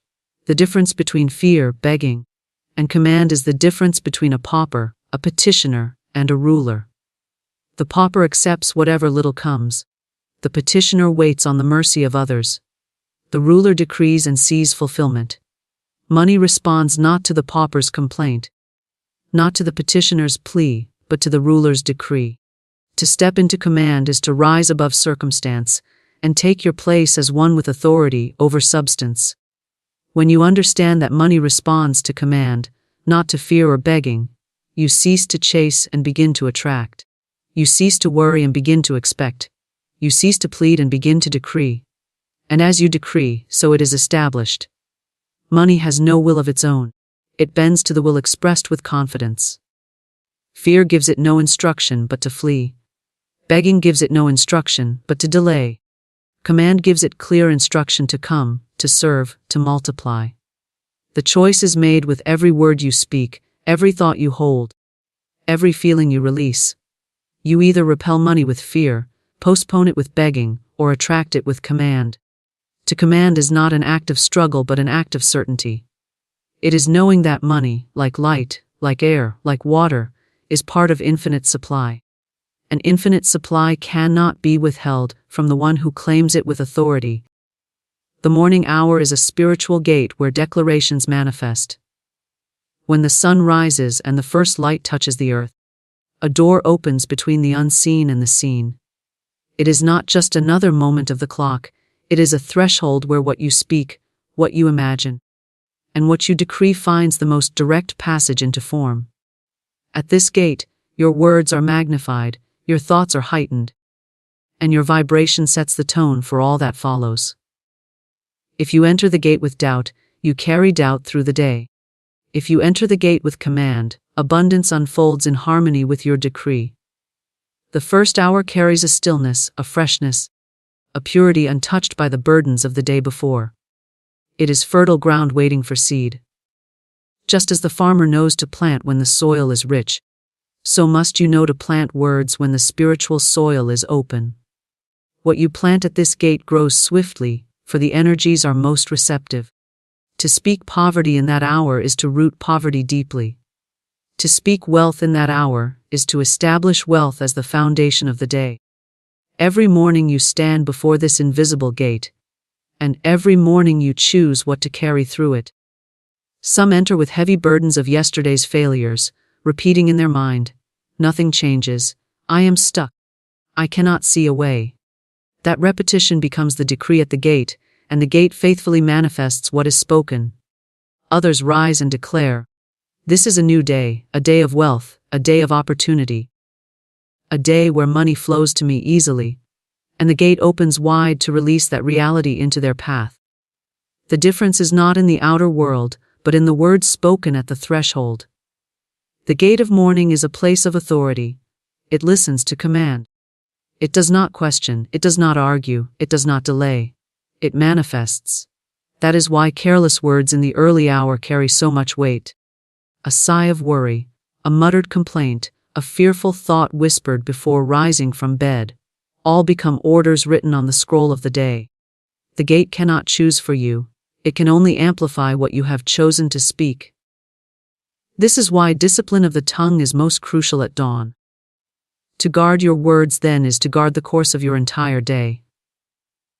When you understand the morning as a gate, you begin to treat it with reverence. You no longer rush into it thoughtlessly, but you step into it as a ruler enters a chamber, knowing that every decree matters. You rise and say, "Today wealth greets me, today money serves me, today prosperity unfolds." These words are not mere affirmations. They are spiritual laws written at the gate. They move unseen forces into alignment. They send messengers into the marketplace. They magnetize circumstances, people, and opportunities to fulfill what was declared. Imagine the gate as a doorway through which all your affairs must pass. If you hang a sign that says, "Scarcity," everything that enters will take on the color of lack. If you hang a sign that says, "Abundance," everything that enters will carry the fragrance of prosperity. You decide which sign to hang with your first words. You may not see the result immediately, but the tone is set, the vibration is cast, and everything that follows aligns itself accordingly. The power of the morning gate is why traditions across time and culture emphasize morning rituals of prayer, meditation, or declaration. The wise have always known that the start of the day determines its unfolding. To begin in silence, to begin in gratitude. To begin in command is to align with the highest order. To begin in complaint, to begin in worry. To begin in doubt is to set in motion a day of confusion. The gate amplifies both equally, it does not discriminate. It manifests what is spoken with precision. This is why money responds so swiftly to the words at the morning gate. When you declare, "Money flows to me easily, money comes in perfect ways, money is my servant," the gate carries that decree into the hours ahead, and you find doors opening, opportunities presenting themselves, ideas arising. It may come through expected means, or through channels you never imagined. But the decree set the energy in motion. If instead you rise and say, "I never have enough, I must struggle all day," nothing works out. Then the gate faithfully produces a day where money slips away, efforts feel hard, and outcomes disappoint. The morning gate is not only about external money, but also about your inner posture toward it. If you enter with fear, the day reflects fear. If you enter with authority, the day reflects authority. To say, "I am aligned with wealth, I am one with supply, I am open to all abundance today," is to step through the gate wearing the crown of prosperity. Every interaction, every decision, every thought throughout the day begins to mirror that crown. To say, "I cannot, I lack, I am unworthy," is to step through the gate in rags, and the day mirrors that garment. Think of the morning gate as a canvas. The first brushstrokes determine the entire painting. If you begin with dark, fearful strokes, the whole picture carries that shadow. If you begin with bright, bold strokes of abundance, the whole painting radiates prosperity. You cannot paint with despair and expect a masterpiece of wealth. You cannot speak lack and expect riches. The brush is in your hand each morning, and the canvas is always fresh. It is also a gate of momentum. What you declare at the beginning gains strength as the hours progress.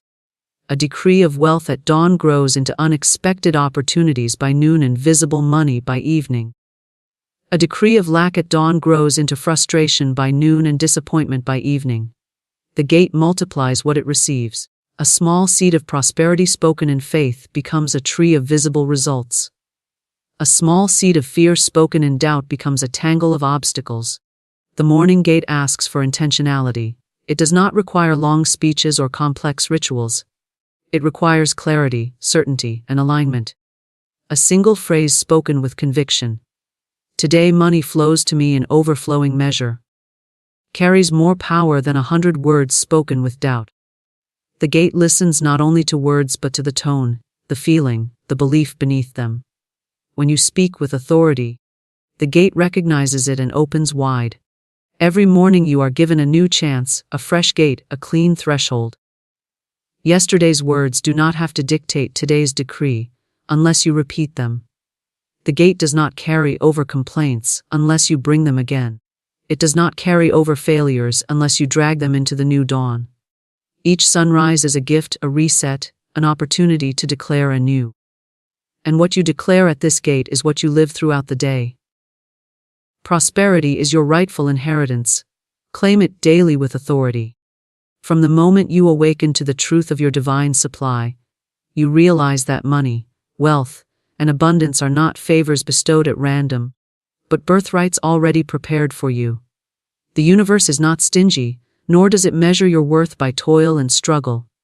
It is overflowing, ceaseless, abundant, and you are heir to its riches. Yet inheritance must be claimed. A child may be the rightful heir to a great estate, but if he never steps forward to claim it, the estate lies untouched. So it is with prosperity. Unless you claim it with words, with faith, with command, it remains dormant. To claim prosperity is not to beg for it, not to chase it, not to doubt its existence. It is to rise each day and say with authority, "Wealth belongs to me now. I live in prosperity, money flows freely into my life." These are not vain repetitions but affirmations of truth. They align your mind with the law of supply, and the law responds by shaping circumstances, opportunities, and events to mirror the declaration. Authority is the key, for without authority the words are empty. When you speak as owner, the inheritance moves toward you. When you speak as beggar, it remains out of reach. Prosperity is not granted to a chosen few. It is not reserved for the fortunate or the strong.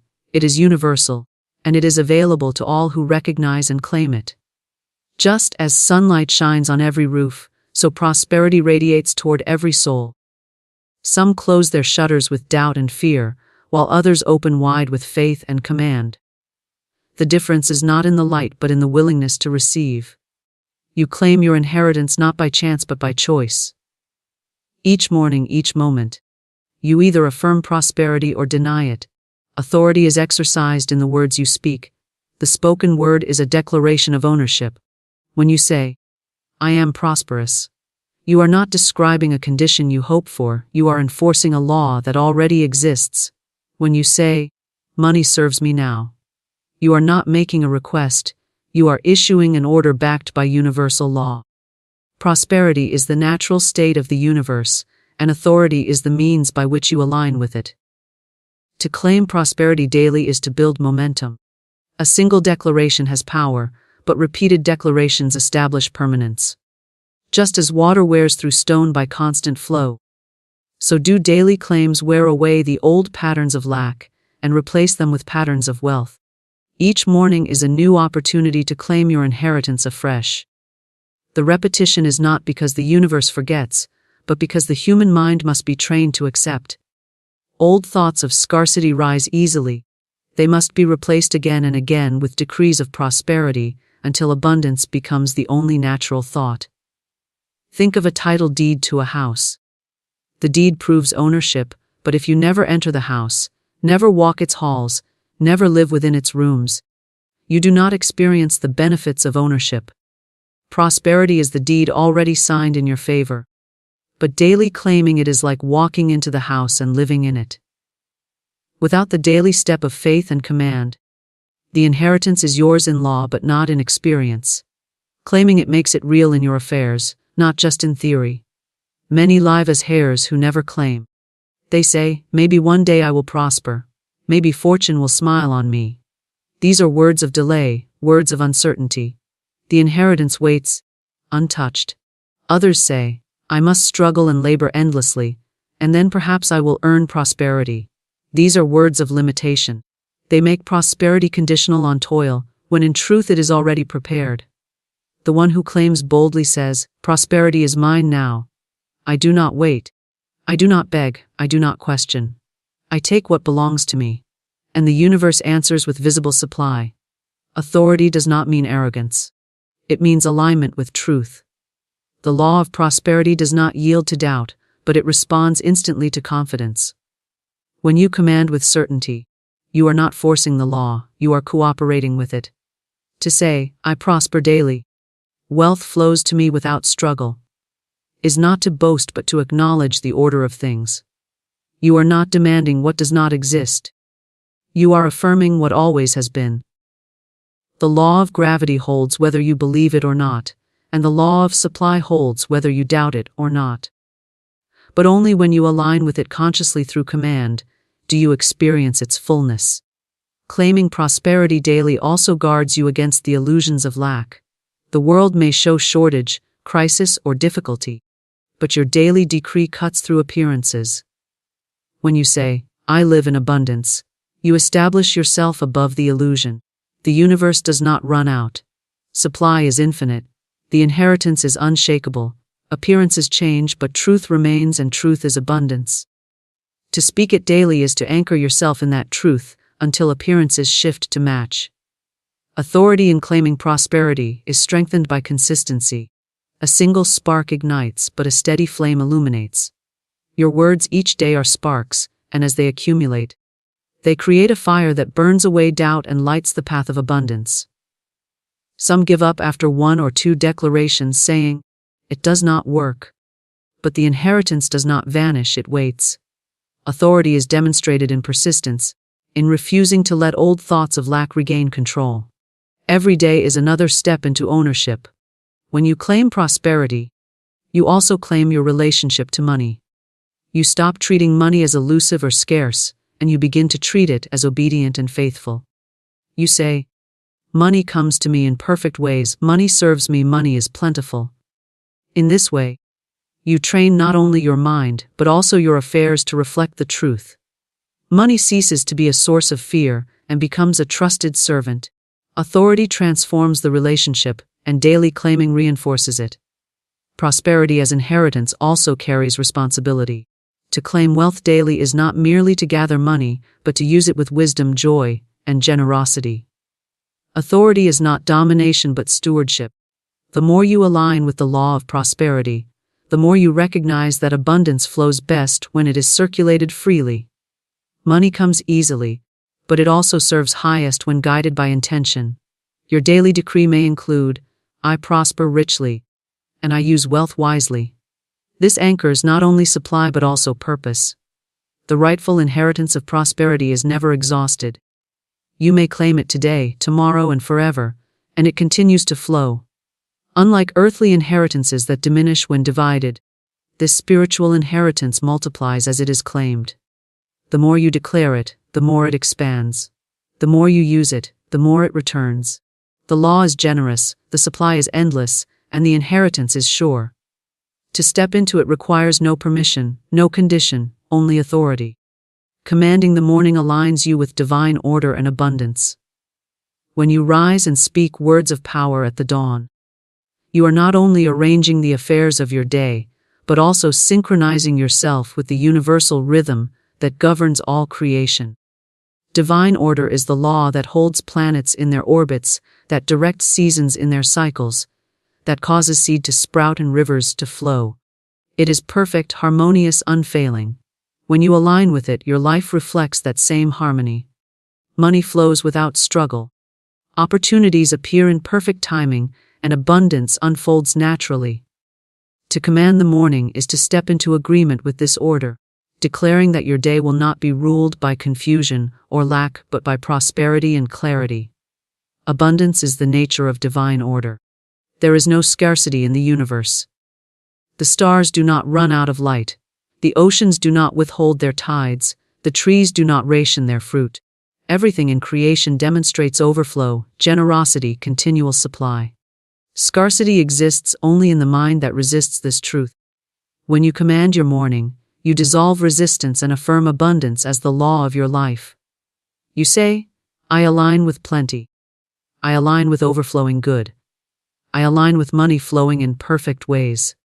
These words shift your consciousness into harmony with what already is. The supply does not need to be created, it needs only to be claimed. When you fail to command the morning, you leave the gate open to disorder. Fear, worry, and doubt rush in to govern the day. You find yourself tossed by circumstances, reacting to whatever appears, forgetting that you hold the power to decree. Divine order waits to be acknowledged, but if you do not claim it, you experience the disorder of human limitation. The alignment must be conscious.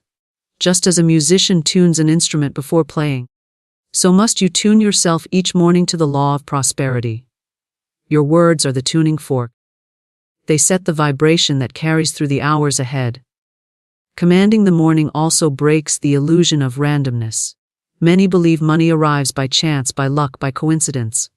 But in divine order, nothing is random. Every supply, every opportunity, every open door is the result of law. When you declare, "Today I prosper, today money comes to me, today abundance manifests," you are not hoping for luck. You are activating law. Divine order hears your decree and arranges events accordingly. A meeting happens at the right time, an idea rises in your mind, a payment arrives unexpectedly, but none of it is accident. It is the visible unfolding of the invisible alignment you set at dawn. The morning is the axis of alignment. It is the point at which you decide whether to live in order or disorder, abundance or scarcity, faith or fear. Commanding it is not optional if you desire prosperity. It is the foundation. Without command you drift. With command you direct.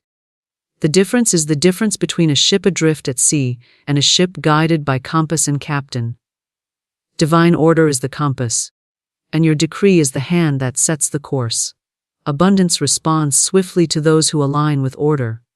When you say, Everything I need comes to me in perfect ways. You are not forcing events. You are stepping into the current already flowing in your favor. The river of supply never stops, but if you row against it with doubt, you tire and struggle. Command turns the boat to move with the current.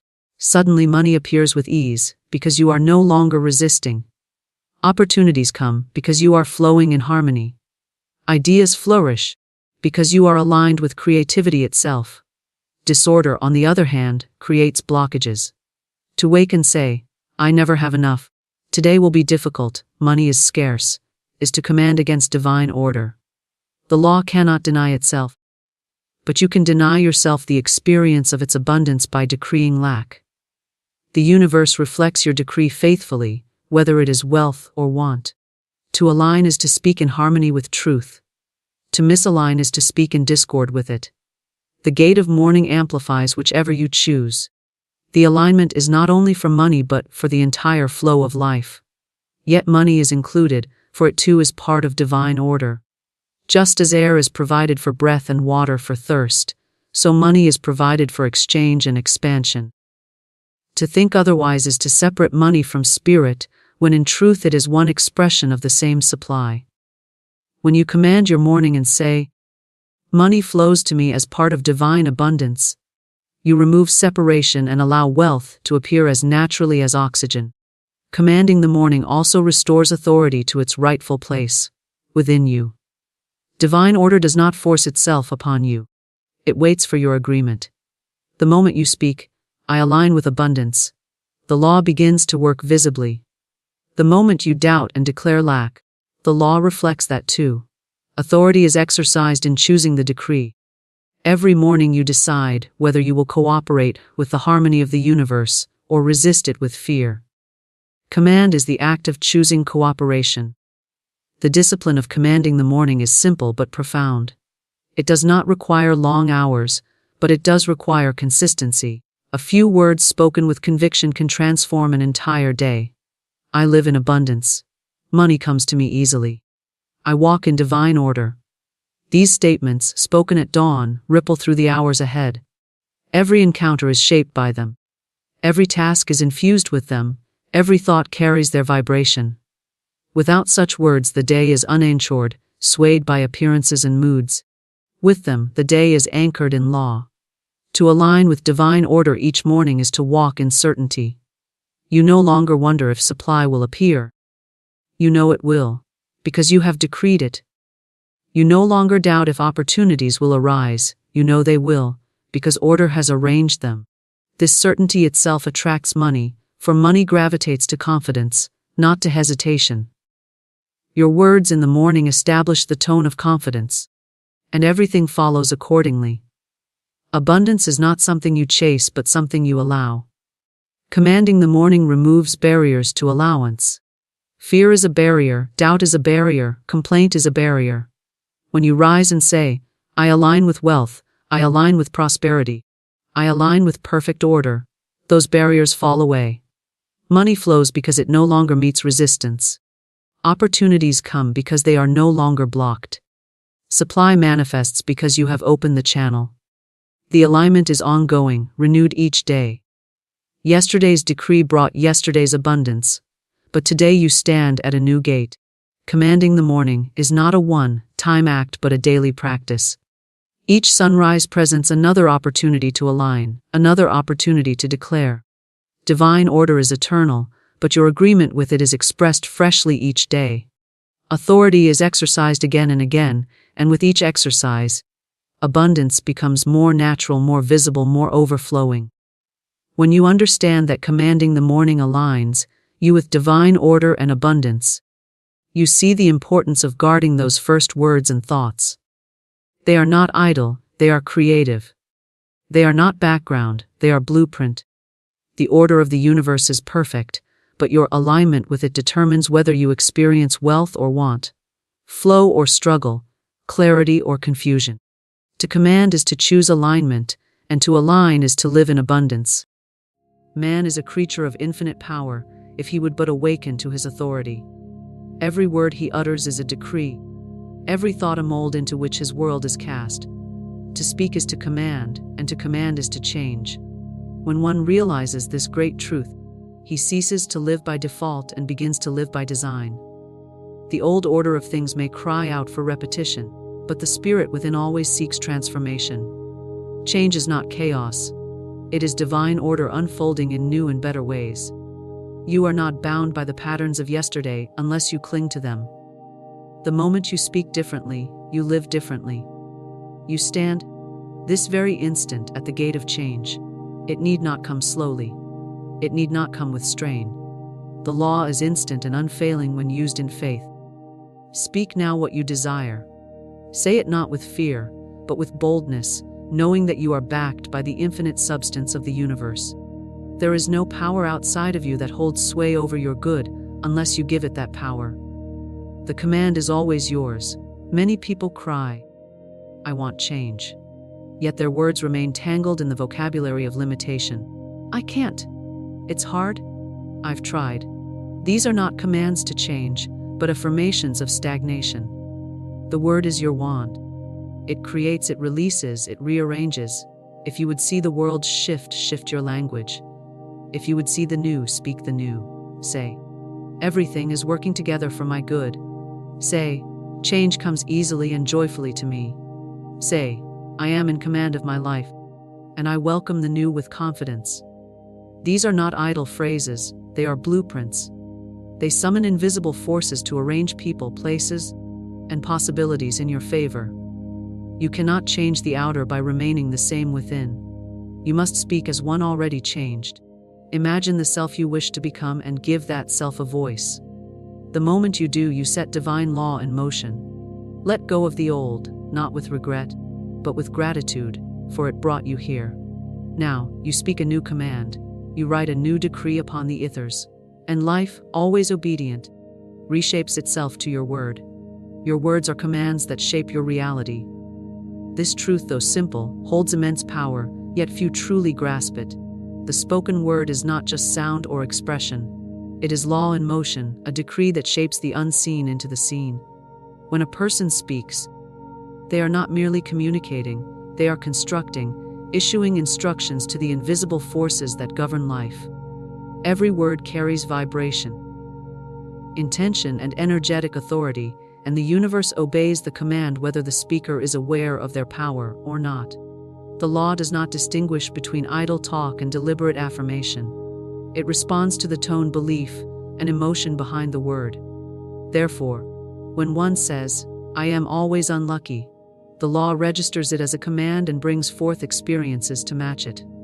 When someone continually declares, "Money is hard to come by," they unknowingly issue a standing order for lack and limitation. The outer world is not the master. It is the mirror. What one sees around them is the reflection of what has been said within and aloud. Many believe their circumstances are the result of fate, heredity, or chance, but these are only shadows cast by the continual repetition of the same mental and verbal patterns. Words set those patterns into form. A man may say, "I never succeed," and wonder why success eludes him, not realizing that he has already written failure into the blueprint of his life. The spoken word molds thought into form, thought into experience, thought into matter. It is not necessary to speak loudly or dramatically for the command to take effect. The still, calm word spoken with belief has more power than 1,000 shouted without faith. It is the consciousness behind the word that makes it magnetic. A word spoken with fear calls forth fear's children. A word spoken in faith draws the hosts of heaven. There is nothing haphazard about creation. It is a precise system of cause and effect, and the cause always begins with the word. The scriptures say, "In the beginning was the Word," and it is still so. Every beginning, every new chapter, every breakthrough begins with a word. Whether whispered in prayer, spoken in casual conversation, or uttered in passing complaint, the word carries weight. It travels forth, gathers substance, and returns as reality. This is why it is essential to guard the lips and train the tongue to speak only what one truly wishes to experience. Idle words create active consequences. To speak is to sow. The soil is the subconscious, ever ready to receive. The harvest is inevitable. One cannot continually speak of lack, worry, sickness, or struggle and expect a life of abundance, peace, health, and joy. The law is too exact, too unfailing. It is not cruel but just. It gives each according to their decree. The wise one begins to choose their words as a gardener chooses their seed, with care, purpose, and foresight. Even in jest, even in habit, the word is potent. How often do people speak of dying to do something, or declare, "This always happens to me," not realizing they are cementing those experiences into their future? The universe does not have a sense of humor, it has a sense of order. It fulfills the words spoken with focus, whether that focus is joyful or anxious, clear or confused. Every statement sends a message to the creative substance of life, and that substance obeys. This is not about superficial positivity or empty mantras. The word must be aligned with belief. To say, "I am wealthy," while inwardly expecting struggle is to create confusion. But to say, "Wealth flows to me in surprising ways," with genuine openness and expectation, is to make a command that the universe can fulfill without resistance. The alignment of word and inner state is what produces the miracle. One cannot fool the law, but one can align with it. Children speak with authority because they do not yet doubt the power of their word. They declare, "I am a superhero," and in their world, it becomes so. Adults, clouded by logic and past experience, often speak with hesitation, apology, or fear. They have forgotten that they, too, once commanded worlds with a whisper. To return to that place of inner certainty is to reclaim the power of the word. It is not about becoming something new. It is about remembering what has always been true. The greatest transformations begin with a change in language. When a person who once said, "Nothing ever works out for me," begins to say, "Everything is working together for my highest good," the entire fabric of their life begins to shift. It may not happen in a moment, but it begins in a moment, the moment the word changes. That moment is the turning point. The command goes forth, and life rearranges itself accordingly. This law operates whether or not one is spiritually minded or religious. It is not dependent on belief in a particular doctrine. It is a universal principle, like gravity, responding to vibration, intention, and energy. A scientist, a poet, a mother, or a laborer all speak into existence their reality through the words they use. The titles do not matter. The law responds to the speaker, not the label. The difference between struggle and success, between confusion and clarity, between lack and abundance often lies in a single shift of language, not grand speeches or poetic verses, but small daily declarations. Instead of, "I can't afford this," say, "How can I afford this?" Instead of, "I'm always tired," say, "I am restoring my energy." These are not lies, they are invitations to a better reality. They are choices made consciously to command something new. Each morning, as the sun rises, the words spoken into the air create the framework for the day. To begin with complaint is to command discord. To begin with gratitude is to command harmony. Even the most mundane words, spoken over breakfast, while getting dressed, during a phone call, carry the seed of future experience. To live with this awareness is not to become fearful or rigid, but empowered. One begins to choose words like treasures, each one valuable, each one shaping the path ahead. People often ask for change, pray for miracles, or wish for a new life, not realizing that the answer lies on their own tongue. They wait for the world to change before they speak differently. But the world does not lead, the word leads. The outer cannot shift without an inner command. That command is not shouted, begged, or forced. It is spoken, firmly and faithfully, as a master issues instructions to a trusted servant. Life is that servant waiting, listening, ready to obey. Change begins the moment you speak it with conviction. Nothing moves until something is declared. The universe, vast and responsive, awaits a signal, a spark of focused intention carried by the spoken word. The moment you speak, you initiate. You may not see the effects instantly, but the currents begin to shift the moment the command is released. You are not waiting for life to change. Life is waiting for you to speak change into it. That is the divine paradox. The external responds to the internal. and the internal gains momentum through declaration. Most people wait for signs, for better circumstances, for something outside themselves to show them it's time to begin anew. They linger in delay, hoping that life will first improve before they choose better words. But the flow does not work that way. It begins within. You must speak what you seek. You must name the change. A decision is made with words, quiet or loud, it does not matter. The energy behind it makes all the difference. Conviction gives the word wings. To speak with conviction is to speak from a place of knowing, even when physical evidence has not yet arrived. It is to stand in faith when logic trembles. It is to use the power of your word to build the bridge from the unseen to the seen. Many whisper timid hopes into the wind, unsure if their voice carries any weight. But when you speak with certainty, with emotional alignment, with an inner yes, the air shifts. Change is not coerced into being, it is commanded. The power of speech lies not merely in sound, but in certainty. You may speak something dozens of times with no change, simply because you do not believe it. But say it once with full conviction, and the wheels of destiny turn. There is no need for repetition without faith. One declaration, spoken with soul, surpasses 1,000 empty affirmations. Conviction opens the gate and the river flows. A person may live in the same conditions for years, believing they are stuck, until one day they speak a different word. Enough. I'm ready for something new. That one moment, that clear decision vocalized with power, marks the beginning of transformation. It is not always dramatic or visible, but internally, a shift occurs. The word cuts through the fog. The statement becomes a sword, dividing the old from the new. There is before the word, and there is after. It is not necessary to know every step ahead. The command to change does not require a map, only a voice. Speak the end from the beginning. Declare the new before it arrives. Say, I am aligned with abundance, even if the bank account is empty. Say, I am healthy and whole, even if symptoms persist. You are not lying.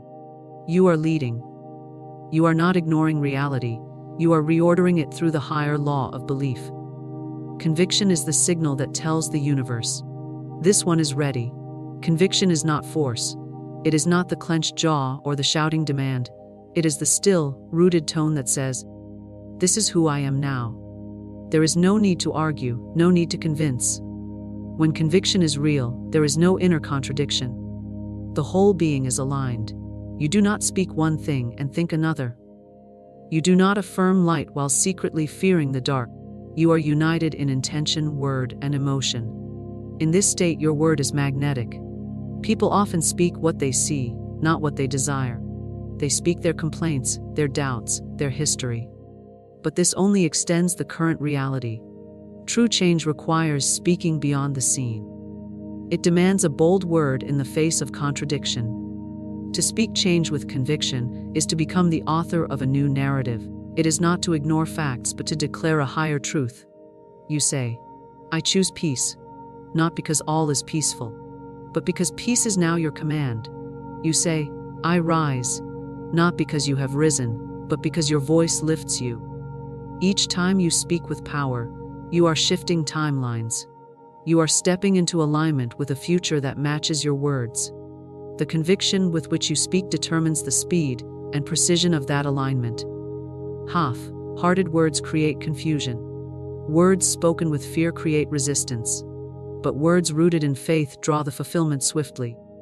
You do not need to know how. It is not your task to orchestrate the path. Your role is to speak the command with belief. Change does not require external permission. You do not need approval from others, signs from the heavens, or confirmation from circumstances. You only need to declare. The most profound changes often begin in silence, with one decisive statement whispered in the solitude of your soul.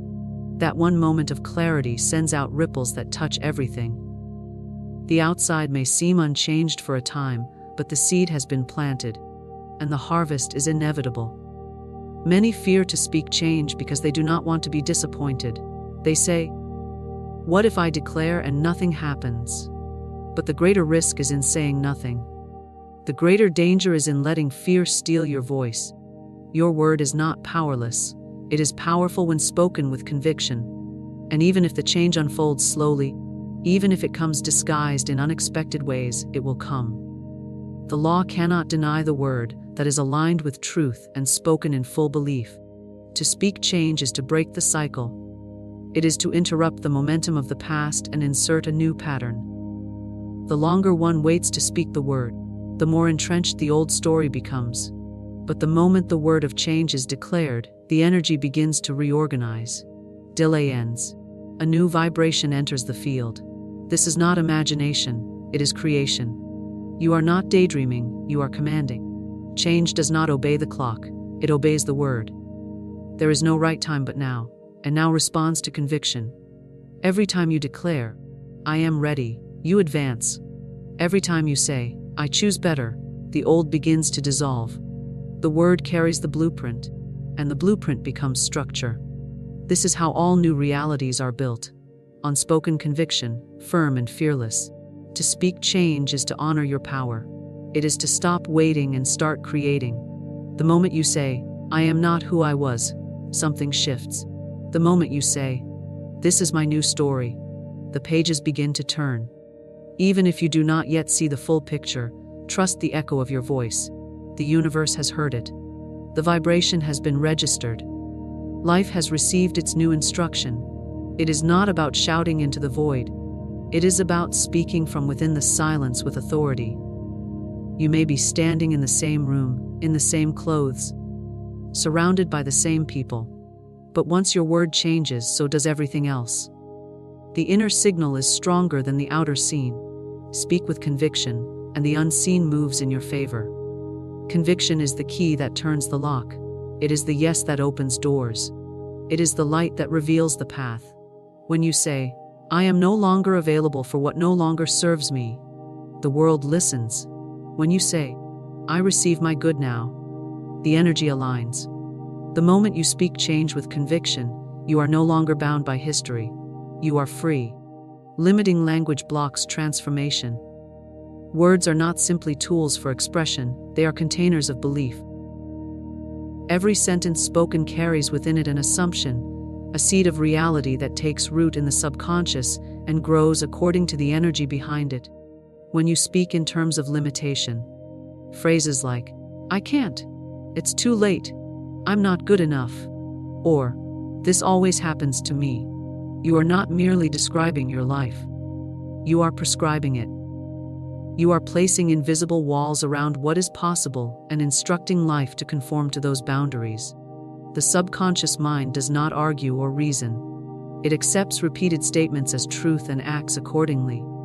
If you continuously affirm that success is difficult, that love never lasts, or that opportunities are scarce, then your inner world molds itself around those declarations. And as within, so without.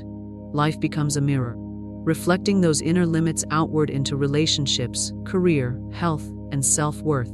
There is no neutral language. Every word either expands or contracts your experience. People often do not realize the power behind their most casual statements. I'm terrible with money, they say with a shrug, unaware they are issuing a command. I never catch a break, they joke, reinforcing a cycle of resistance. Even phrases used for politeness or self-deprecation can become powerful affirmations. The law is not concerned with tone or intention, it responds to vibration. A negative phrase spoken with humor still carries the energetic imprint of limitation.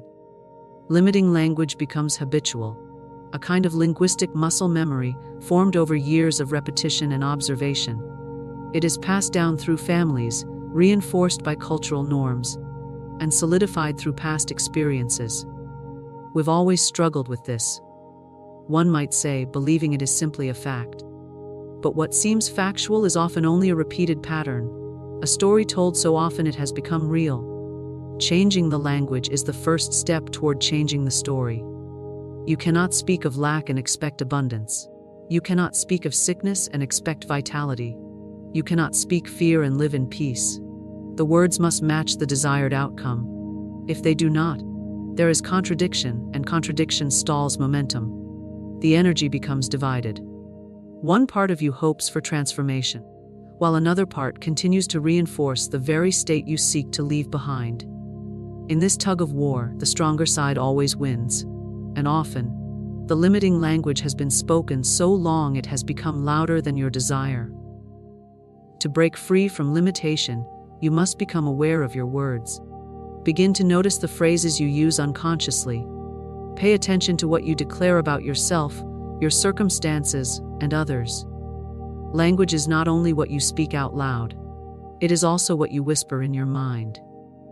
Thoughts are unspoken words, and they carry the same weight. Replacing limiting language with empowered language is not pretending. It is reprogramming. It is rewriting the script that governs your reality.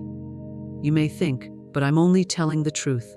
And yet, truth is fluid. What you declare as true becomes true for you. You are not denying facts when you choose better words. You are choosing to align with a higher possibility. Saying, "I'm learning how to manage money wisely," is not denying your current struggle. It is reframing it in a way that opens the door to change. Saying, "I'm becoming stronger every day," is not ignoring pain. It is commanding growth. There is a vast difference between observation and identification. You can observe a challenge without identifying with it. You can acknowledge the facts of a moment without making them your identity. Limiting language blurs this line. It fuses the temporary with the permanent. It turns passing feelings into fixed labels. "I'm anxious" becomes more than a description. It becomes a definition. And once something is defined, it is repeated. And once it is repeated, it becomes reality. The transformation begins with subtle shifts. Instead of saying, "I always fail," say, "I've learned from my past and I'm growing." Instead of, "I never get what I want," say, "Good things are beginning to flow into my life." These are not lies, they are realignments. They open the channel for a new experience. The subconscious accepts these new commands and begins to work in their direction. Energy follows intention, and intention is expressed through words. Some will resist this idea, thinking it's too simplistic.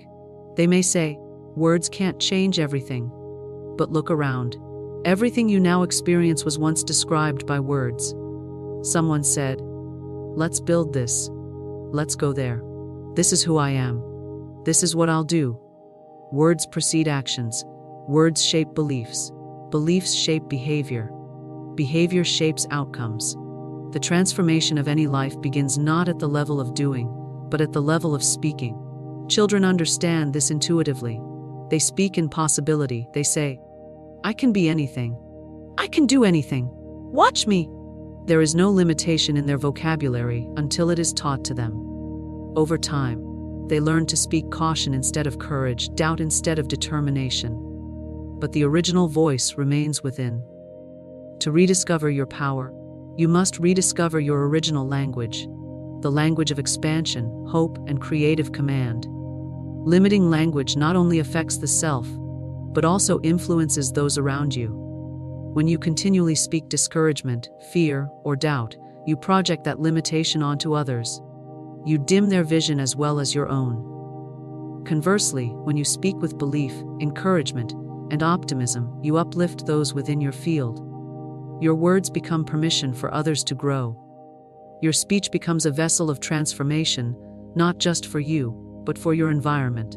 The shift in language often precedes any visible change. People may look at their lives and say, "But nothing's different yet," as if waiting for the outer world to validate the new words. But transformation begins invisibly. First within the energy field, then in behavior, then in circumstance. The seed is spoken, the roots form, the sprout emerges. Just because you cannot see the result yet does not mean it is not forming. Trust the process, and keep speaking in alignment with the future you desire. To eliminate limiting language, you must replace it with conscious language. This requires attention, commitment, and repetition. Begin with simple affirmations that feel believable. Choose statements that open rather than close. Avoid absolutes like always and never, and instead use words like beginning, growing, becoming. These words signal motion, evolution, and expansion. They tell the subconscious we are no longer stuck. This is not about perfection. You will still catch yourself slipping into old patterns. What matters is the awareness and the willingness to correct course. Each time you replace a limiting phrase with an empowering one, you weaken the old neural pathway and strengthen a new one. Eventually, the empowering language becomes the default. You begin to speak from your potential, not your past. Language is your magic. It is the spell you cast each day. It is the code that writes your reality. Speak limitation, and you will see it. Speak freedom, and you will feel it. Speak expansion, and you will live it. Your voice is the pen, and your life is the canvas. Choose the words that paint the picture you want to live inside. Speak as the person you desire to become. This is not about pretending or playing a role. It is about aligning your vibration with your vision. Every word you speak is either a reflection of your past or a declaration of your future.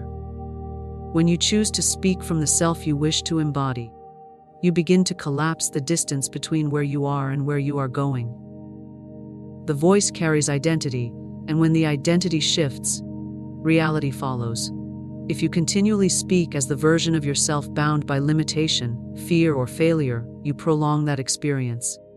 But when you speak with the confidence, clarity, and certainty of the future version of you, the version that already has what you seek, you step into a different frequency. That frequency draws matching experiences. This principle is not built on fantasy, it is built on energetic law. Who you identify as becomes what you expect. What you expect becomes how you act. How you act becomes what you receive. Speaking from your future self is an act of creative intention. It is how you summon the unseen. You do not wait for the outer world to catch up. You speak as though it already has. You declare, you affirm, you claim. Not because it is already visible, but because it is already real in the unseen. You begin to treat the invisible as more powerful than the visible. Many wait for change before they shift their language. They wait until the success arrives to call themselves successful. They wait for the relationship to declare themselves worthy of love. They wait for healing before they speak of strength. But this delay traps them in the old identity. The becoming never begins because the declaration never does.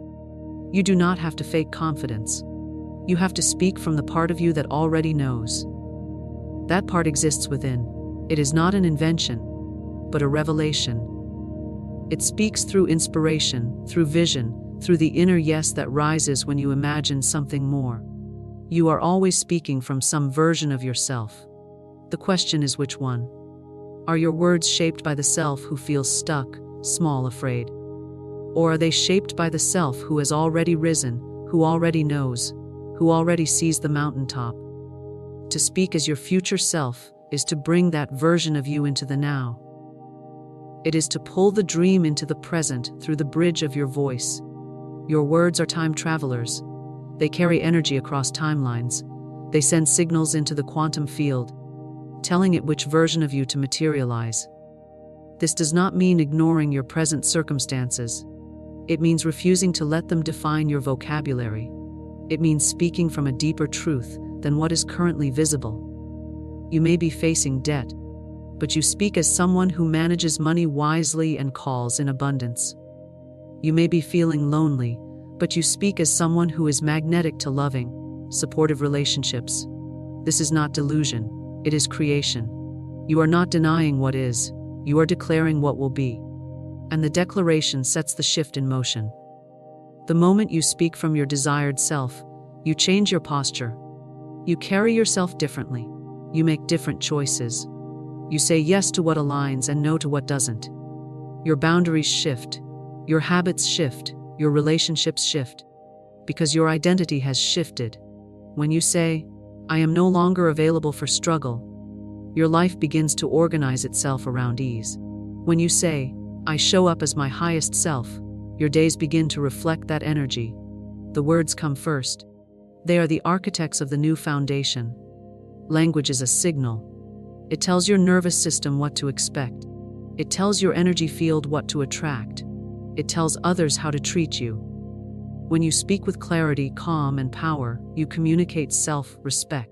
When you speak with indecision, apology, or desperation, you communicate self-doubt.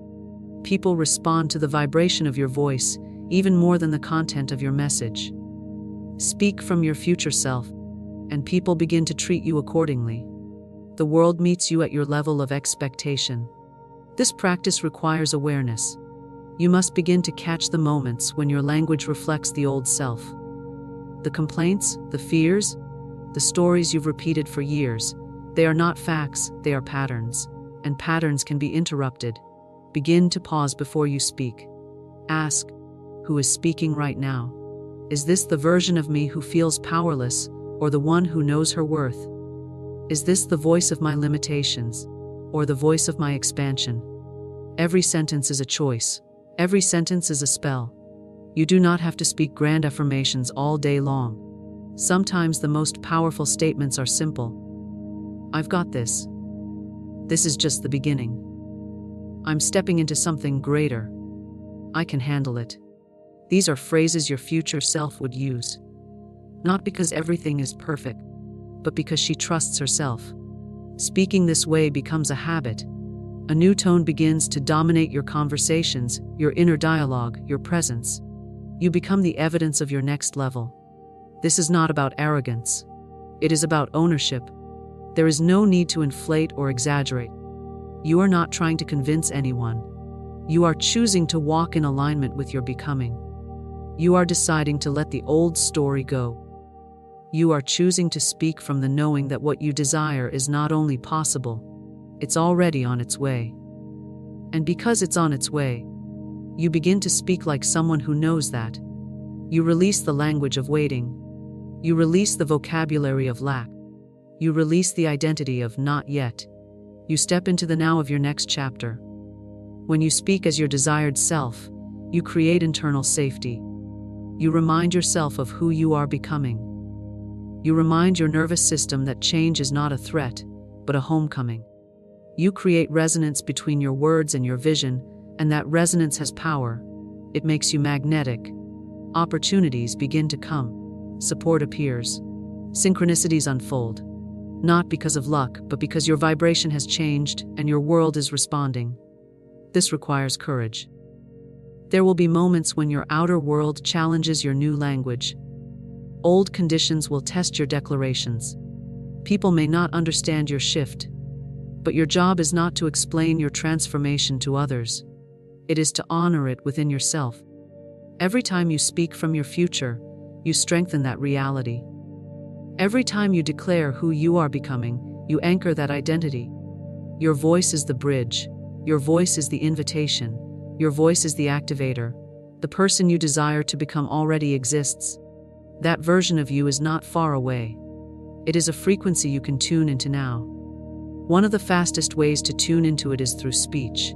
Not just what you say, but how you say it. Speak with grace. Speak with confidence. Speak with vision. Speak with presence. Let your words reflect your worth, your clarity, your direction. Let your language become the container for the life you are calling in. Speak as if it is already done. Speak as if you are already there. Speak from the self who has walked through the fire, claimed her crown, and come home to her truth.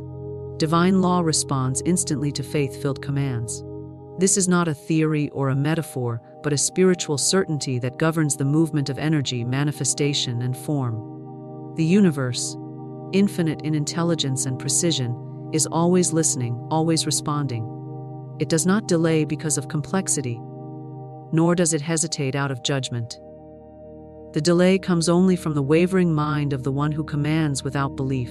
But when a word is spoken in faith, clear, unwavering, and rooted in spiritual confidence, the response is immediate. Even if the physical unfolding appears gradual, the law begins its work in that instant, arranging, aligning, and moving in ways beyond the limits of human planning. Faith is the activator. It is the bridge between the invisible and the visible, between the seed and the harvest. To speak without faith is to speak empty words, sound without substance, form without force. But to speak with faith is to strike a match in the dark, to send a pulse through the field of infinite potential. Faith-filled speech is charged with a power that bypasses limitation. It is not loudness that moves the heavens. It is certainty. It is the quiet authority that says, "It is done," and leaves no room for doubt. The law is divine because it is perfect. It does not play favorites, nor does it choose based on worthiness, background, or status. It operates through alignment. The soul that speaks from faith, knowing that their word is law, aligns with the higher rhythm of creation. They do not plead, they declare. They do not wish, they decide. They do not question, they trust. This trust is not blind, it is rooted in spiritual intelligence, in the deep awareness that all things are already completed in the realm of the unseen. And that faith is the substance which brings them forth. Many speak, but few command. Many ask, but few believe they have already received. The divine law does not wait for time, it waits for alignment. The moment the heart and the word agree, the moment intention and vibration merge, the signal is sent. You may not see the manifestation with your physical eyes immediately, but in the unseen, the creation has begun. The blueprint is drawn, the structure is forming, the path is clearing. It is not a question of if, it is a matter of unfolding. Faith-filled commands are not passive. They do not beg for permission. They do not tremble with uncertainty. They speak as co-creators, as divine beings in full remembrance of their authority. When you speak in this way, you do not ask the universe to make something happen. You know it already has. You do not look for signs to convince yourself. You become the sign. You do not measure the size of the problem. You speak from the size of your power. You say, "This is so," and you move forward as if it is already done. To speak in faith requires that you silence the inner critic, the doubter, the skeptic. These voices belong to the realm of fear, not truth. They echo old programs, old wounds, old limitations. But faith speaks from the soul, not the story. Faith draws from the knowing that beneath the noise of the world is a deeper reality. One where your word is creative, your intention is sacred, and your alignment is magnetic. Every moment you speak in faith, you override the noise. You elevate your frequency. You call forth the new. There is a vast difference between hoping something will happen and knowing it has already been set in motion.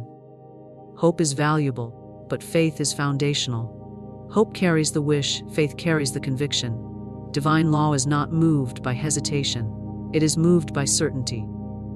This certainty does not come from evidence, but from inner alignment. When your inner being agrees with your word, you have entered the place of power. From that place, all things are possible. You do not need to be loud to speak in faith. Some of the most powerful commands are spoken in a whisper, a silent prayer, a single word released with full presence. Yes. Now. Dune. These words, when spoken from alignment, carry more force than 1,000 affirmations spoken with doubt. The universe does not count your words, it reads your energy. It measures your belief, your clarity, your alignment with truth. Speak less if you must, but speak with more conviction. Say only what you mean. Declare only what you desire. Let your words carry weight. Faith-filled commands do not bargain with the divine. They do not say, "If I'm good enough, then this will happen," or "Maybe if I try harder, it will come." Faith says, "It is mine," not because of merit, but because of alignment. The divine law responds to vibration, not pleading. The universe is not withholding anything. It is waiting for your yes. That yes is spoken not in desperation, but in delight. It is a yes that expects fulfillment. It is a yes that walks forward with peace. To speak in faith is to walk in vision. You see what is not yet visible and treat it as real. You honor the dream not because of what it looks like now, but because of what it truly is. Divine law sees no difference between a dream and a reality. It only sees command. It only sees the clarity of the one who speaks. If you speak from lack, you prolong lack. If you speak from fullness, you accelerate fulfillment. The law does not edit your words, it fulfills them. There is no condition that can override divine law. Circumstances may appear fixed, but the moment of faith-filled command is spoken, they begin to shift. The soul that knows their authority does not fear appearances. They speak, and they keep speaking, not to convince the world, but to remain anchored in their truth. They know the power of repetition, not as ritual, but as reinforcement. Each time they speak from faith, they deepen the groove of belief, and belief is the soil where miracles grow. Divine law is not slow, it is precise. It does not make errors, it follows instruction. You are the instructor, you are the voice it responds to. When you speak from fear, it obeys. When you speak from doubt, it obeys. But when you speak from faith, from clarity, from joy, it brings forth outcomes that transcend logic. It opens doors you did not knock on. It sends help you did not ask for. It moves in ways that astonish the mind. Not because it is miraculous, but because it is lawful. You are never without power because you are never without your word. You carry the instrument of creation with you at all times. You do not need rituals, titles, or permission. You need only the courage to speak as one who knows. You need only the willingness to trust that the unseen is more real than the seen. You need only the discipline to speak with intention rather than reaction. Faith is not a feeling. It is a stance. It is the inner yes that remains firm, regardless of what the outer world reflects. The more you speak in faith, the more natural it becomes. You no longer ask, "What if it doesn't happen?" You say, "It already has." You no longer say, "I hope it works out." You say, "It is working now." Your words become less about requesting and more about revealing. You speak not to get something, but to embody something. You speak not to fix the world, but to align with the version of the world you know exists. Faith does not wait, it declares. Faith does not wonder, it knows. Faith does not question, it commands. And the divine law responds without hesitation to the one who speaks in truth.